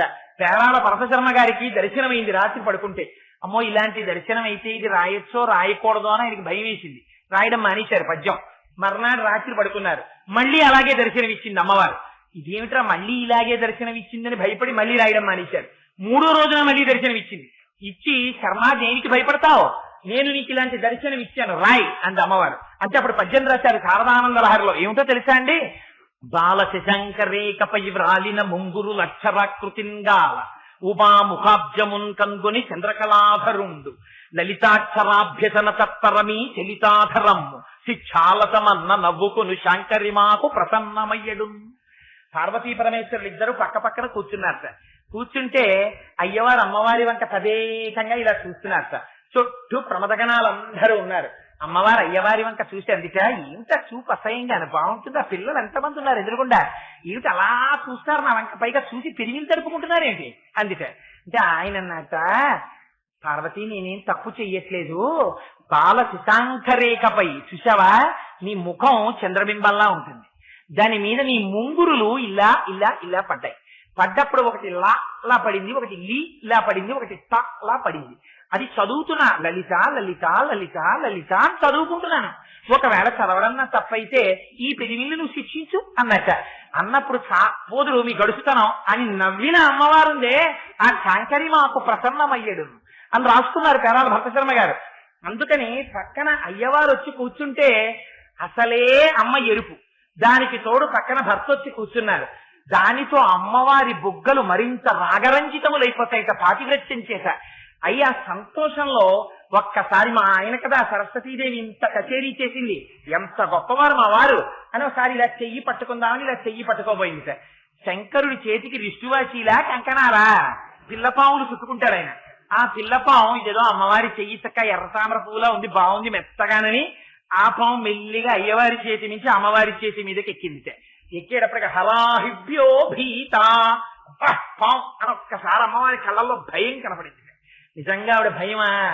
ఆవిడ సమస్త జీవకోటిలో కుండలిని స్వరూపంతో పావుగా పడుకుని ఉండేదే ఆవిడ. శివలింగం లింగాకారంలో ఉంటే పావుగా చుట్టుకుని ఉండేదే ఆవిడే.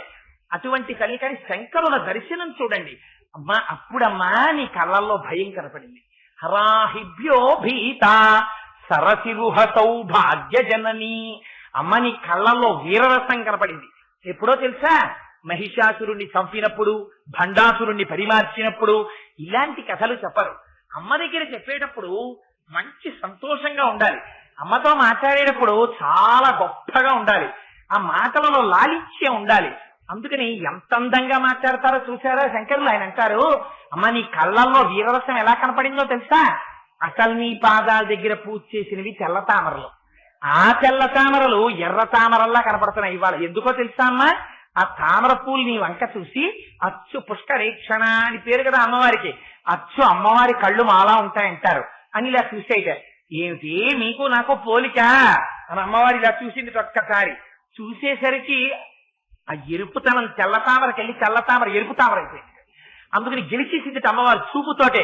అందుకని సరసిరుహసౌ భాగ్య జననీ. అమ్మ నీ కళ్ళల్లో ఎరుపుతనం కనపడిందమ్మా. సఖీ సుస్మేరాతే. నీ చిలికెత్తెలందరితో కలిసి నువ్వు హాస్య ప్రసంగం చేస్తుంటావు. చుట్టూ వాళ్ళందరినీ కూర్చోబెట్టుకుని నువ్వు వాళ్లతో ఏదో పూలబంతులాడుతూ సంతోషంగా ఉల్లాసంగా మాట్లాడుతుంటావు. అప్పుడు నీ కళ్ళల్లో ఏం కనపడిందో తెలుసా అమ్మా? సఖీ సుస్మేరాతే హాస్యరసం కనపడింది నాకు. మయి జనని దృష్టి కరుణ.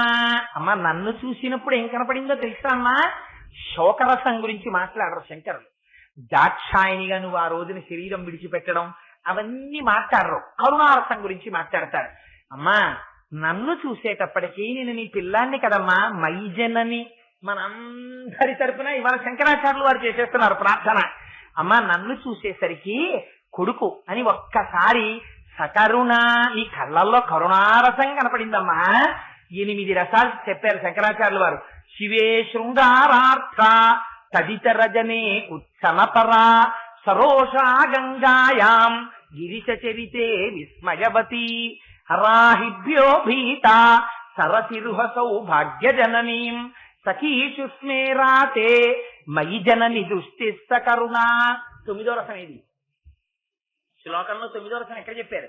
మరి నవరసాలు ఎక్కడి నుంచి వచ్చాయి అంటే శంకరుల గడుసుతనం చూడండి. ఆయన అన్నారు అసలు ఈ 8 రసాలు ఎక్కడి నుంచి వస్తాయి? శాంతరసంలోంచి వస్తాయి. అసలు మా అమ్మ స్వరూపం ఏమిటి? మా అమ్మ శాంతంగా ఉంటుంది. మా అమ్మ చాలా కోపం అండి అని ఎవరైనా అంటారా? అమ్మ అంటేనే శాంతం. అందుకే పిల్లలు పరిగెత్తుకొచ్చి అమ్మ ఒళ్ళో పడిపోతారు, అమ్మ జడలు ఆగుతారు, అమ్మ చీరలు ఆగుతారు. ఎంత చిత్రం అండి మీకు సృష్టిలో. అందుకే నాన్నగారి చొక్కా వేసుకునే కొడుకు కనపడ్డాడు. మా నాన్నగారి చొక్కా నేను వేసుకుంటానని నాన్నగారు ఆఫీస్కి వెళ్ళినప్పుడు ఆ చొక్కా వేసుకుని బీరువా ముందు అద్దం ముందు నిల్చుని చూసుకునే కొడుకుని మీరు చూశారా? అలా ఉండడు కొడుకు. ఆడపిల్ల చూడండి, అమ్మ ఆఫీస్కి వెళ్ళిపోతే ఓ 15-16 ఏళ్ళు వచ్చాయి అనుకోండి, అమ్మ మడాత చీర తీసి అమ్మ పమిటి ఎలా వేసుకుంటుందో అలా పమిటి వేసుకుని ఆ చీర ఇలా కట్టుకుని అద్దం ముందు నిల్చుని చూసుకుని నేను అచ్చమ్మలా ఉన్నానా, నేను అచ్చమ్మలా ఉన్నానా అంటారు. ఏమిటి అచ్చమ్మలా ఉన్నానా? అమ్మ అంత సౌందర్య రాశ అంటే సౌందర్య రాశే వాళ్ళకి. వాళ్ళ వరకు వాళ్ళకి ఎవరి అమ్మ వాళ్ళకి రాశీభూతమైన సౌందర్యం. వాళ్ళమ్మ వాళ్ళకి పరమ శాంతమూర్తి. మా అమ్మ కోపం వచ్చినా ఇచ్చే పోతుందంటారు. అమ్మ దగ్గరికి వెళ్ళి చేరిపోవడంలో ఉన్న తృప్తి పిల్లలకి దేంట్లో ఉండదు. అందుకే మీరు చూడండి, అన్నం పెట్టేది అమ్మే పెడుతుంది. జీవితంలో అన్నింటికన్నా దౌర్భాగ్యం అంటే ఏమిటో తెలుసా అండి? అమ్మ చేతి అన్నము తినని వాడెవడైనా ఉంటే వాడు దురదృష్టవంతుడు తప్ప ప్రపంచంలో దురదృష్టవంతుడన్నవాడు లేడు. ఎందుకని? అమ్మ పెట్టిన ప్రతి ముద్దలో అమృతం కలిసి ఉంటుంది. అమ్మ మాట్లాడిన ప్రతి మాటలో తాపత్రయం ఉంటుంది. అమ్మ చేసినటువంటి ప్రతి ఆశీర్వచనంలో పరమేశ్వరుని యొక్క ఆశీర్వచనం ఉంటుంది. అమ్మ ఆలోచనలు సర్వకాలముల యందు బిడ్డడి యొక్క అభ్యున్నతిని కోరుకున్నవై ఉంటాయి. ఆ అమ్మ పోల్చినట్టు వీరొకరు పోల్చలేరు కూడా. అందుకే చూడండి, తల్లులు చాలా అమాయకంగా ఉన్నట్టుంటారు, కానీ వాళ్ళు ఎంత గొప్ప పోలిక వేస్తారంటే, వాడు అంత ఎత్తునుంటాడు, 7 అడుగులు ఎత్తుంటాడు, ఇంత లావునుంటాడు చూడ్డానికి. కొత్తగా పరిచయం అయినప్పుడు, కొత్తగా పెళ్ళయింది అనుకోండి, అత్తారింటికి వెళ్ళాడు అనుకోండి, వాడికి ఏదో గట్టిగా నువ్వులు గుండేసి 2-3 మాటలు అత్తగారు అన్నం పెడుతుంది. వెంటనే తల్లి అంటుంది, వాడికి అన్ని మాటలమ్మా, వదిలి గారు నువ్వులు కూడా వేసి పెట్టకండి, వాడికి దగ్గు వచ్చేస్తుంది, ఇచ్చే వేడి చేసేస్తుంది వాడికి అంటే, అదేమిటండి మా అల్లుడు చక్కగా ఇంత లావున అంత ఎత్తున ఉంటాడు, మంచి పర్సనాలిటీ అని విడిచిపోయాం, ఏమిటి అంత ఆరోగ్యం అంత తేలిక అంటే, మా వాడు అంత గట్టి ఆరోగ్యం ఉన్నవాడు కాడు అందో అమ్మ. ఆ మాటలలో లాలిత్యం చూడండి. మళ్ళీ ఆ మాటలలో కొడుకు యొక్క గొప్పతనం తగ్గకూడదు. మా వాడు గాజుకాయ అంటుంది. గాజుకాయ అయితే ఎంత గొప్ప మాట చూడండి. గాజుకాయ ఇంత ఉంటుంది, అయితే కింద పడితే తగిలిపోతుంది. మా వాడు అంత ఎత్తునుంటాడు, ఇంత లావునుంటాడు. ఎందుకు? అంత ఆరోగ్యం కాదు. మా వాడికి జాగ్రత్తగా వండి పెట్టాలి. వండి పెట్టుకున్నానేమో వాడిని ఇంత చేసుకున్నాను. ఆ పువ్వు పాడి చేయకండి, పెరట్లో ఎంతో కష్టపడి మొక్కేస్తాడు ఆయన. అది మొగ్గ వేసి ఇంత పువ్వు ఇలా విరుస్తుంటే అరుగు మీద కూర్చుని ఆ పువ్వును చూసుకుని మురిసిపోతుంటాడు. మనవలు అలా వెడుతూ ఆడుకుంటూ గవ్వబా కొమ్మ ముట్టుకుంటాం, రే రే కొమ్మలు పువ్వు పాడైపోతుంది అంటాడు. అలా ఇన్నాళ్లు కష్టపడి పెంచుకున్న కొడుకు వాడి ఆరోగ్యం ఎక్కడ పాడైపోతుందో అని తాపత్రయం అమ్మకి. ఇది అమ్మతనం. అందుకని శంకరులు అంటారు, ఇన్ని విషయాలు దృష్టిలో పెట్టుకుని మయి జనని దృష్టి సకరుణ. అమ్మ నువ్వు నా వంక ఎప్పుడు చూసినా కరుణ తప్ప ఇంకోటి ఉండదమ్మా, ఇది అమ్మకే చెల్లింది. నువ్వు జగజ్జననివి కదా, నువ్వెలా చూస్తావు? కరుణతోనే చూస్తావు. కాబట్టి 9వ రసం ఎక్కడి నుంచి వచ్చింది? శాంతరసంలోంచి 8 రసాలు వచ్చాయి. మళ్ళీ 8 రసాలు ఎక్కడికెడతాయి? శాంతరసంలోకి వెళ్ళిపోతాయి. అందుకని శివుడి గురించి చెప్తే ఏమంటాం? శాంతం పద్మాసనస్థం శిశిఖరమకుటం పంచవక్త్రం త్రినేత్రం శూలం వజ్రం చ ఖడ్గం పరశుమభయదం దక్షభాగే వహంతం నాగుం పాసంచ ఘంటాం ప్రళయహుతవహం అంబికావామభాగే నానాలంకారయుక్తం స్ఫటికమణినిభం పార్వతీశం నమామి అంటాం. ఇద్దరిది ఒకే లక్ష్యం.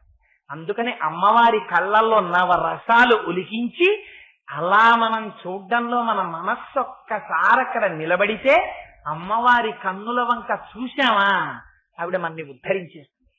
అందుకని ఎలాగో అలా మన దృష్టిని అమ్మవారి కళ్ళ వైపుకి తిప్పాలని ఆ దృష్టి మన మీద పడేటట్టు చెయ్యాలని చూడని వాడికి దోషం. ఇలా చూశారా అమ్మ వంక, అమ్మ ప్రేమతో పొంగిపోతుందంతే. అందుకని ఒక్కసారి అమ్మ వైపుకి తిప్పాలి, అమ్మ ముఖం వైపుకి, అమ్మ కళ్ళ వైపుకి. దానికోసమని మామూలుగా చెప్తే కళ్ళ గురించి వీడు వినడని ఆ కళ్ళల్లో నవ రసాల్ని పండించి, అమ్మ పాతివ్రత్యాన్ని పండించి, అమ్మతనాన్ని పండించి, అమ్మ బిడ్డల యొక్క అనుబంధాన్ని పండించి, మన మనస్సు లయం అయిపోయేటట్టు చేసి, మనం అమ్మ కళ్ళ వైపు చూసేటట్టు చూసి, ఆ చూపు వల్ల మనం కృతార్థమయ్యేటట్టు చూసి, 32 ఏళ్లలో ఇన్ని స్తోత్రాలిచ్చి మన్ని ఉద్ధరించడం కోసం అంత పరిశ్రమ పడిపోయిన శంకరులకి మనం ఏమిచ్చి రుణం తీర్చుకుంటాం? వారి పాదములకు శిరస్సు వంచి నమస్కరించి తీర్చుకోవాలండి. చాలా గొప్ప శ్లోకాలు, ఎందుకంటే రేపు పూర్తి చేస్తాం కాబట్టి. శంకరులు నీరాజనం ఇస్తారు అమ్మవారికి. శంకరులు ఇచ్చే నీరాజనం అంటే ఎలా ఉంటుందో, అమ్మ పాదముల మహిమ ఏమిటో రేపటి రోజున మీకు అమ్మ పలికించినంత మేర వ్యాఖ్యానం చేస్తాం. మంగళాశాసన పరై మదాచార్య పురోగమై సర్వైశ్చ పూర్వైరాచార్యై సత్కృతాయాస్తు మంగళం. మంగళం కోసలేంద్రాయ మహనీయ గుణాత్మనే చక్రవర్తి తనూజాయ సర్వభౌమాయ మంగళం.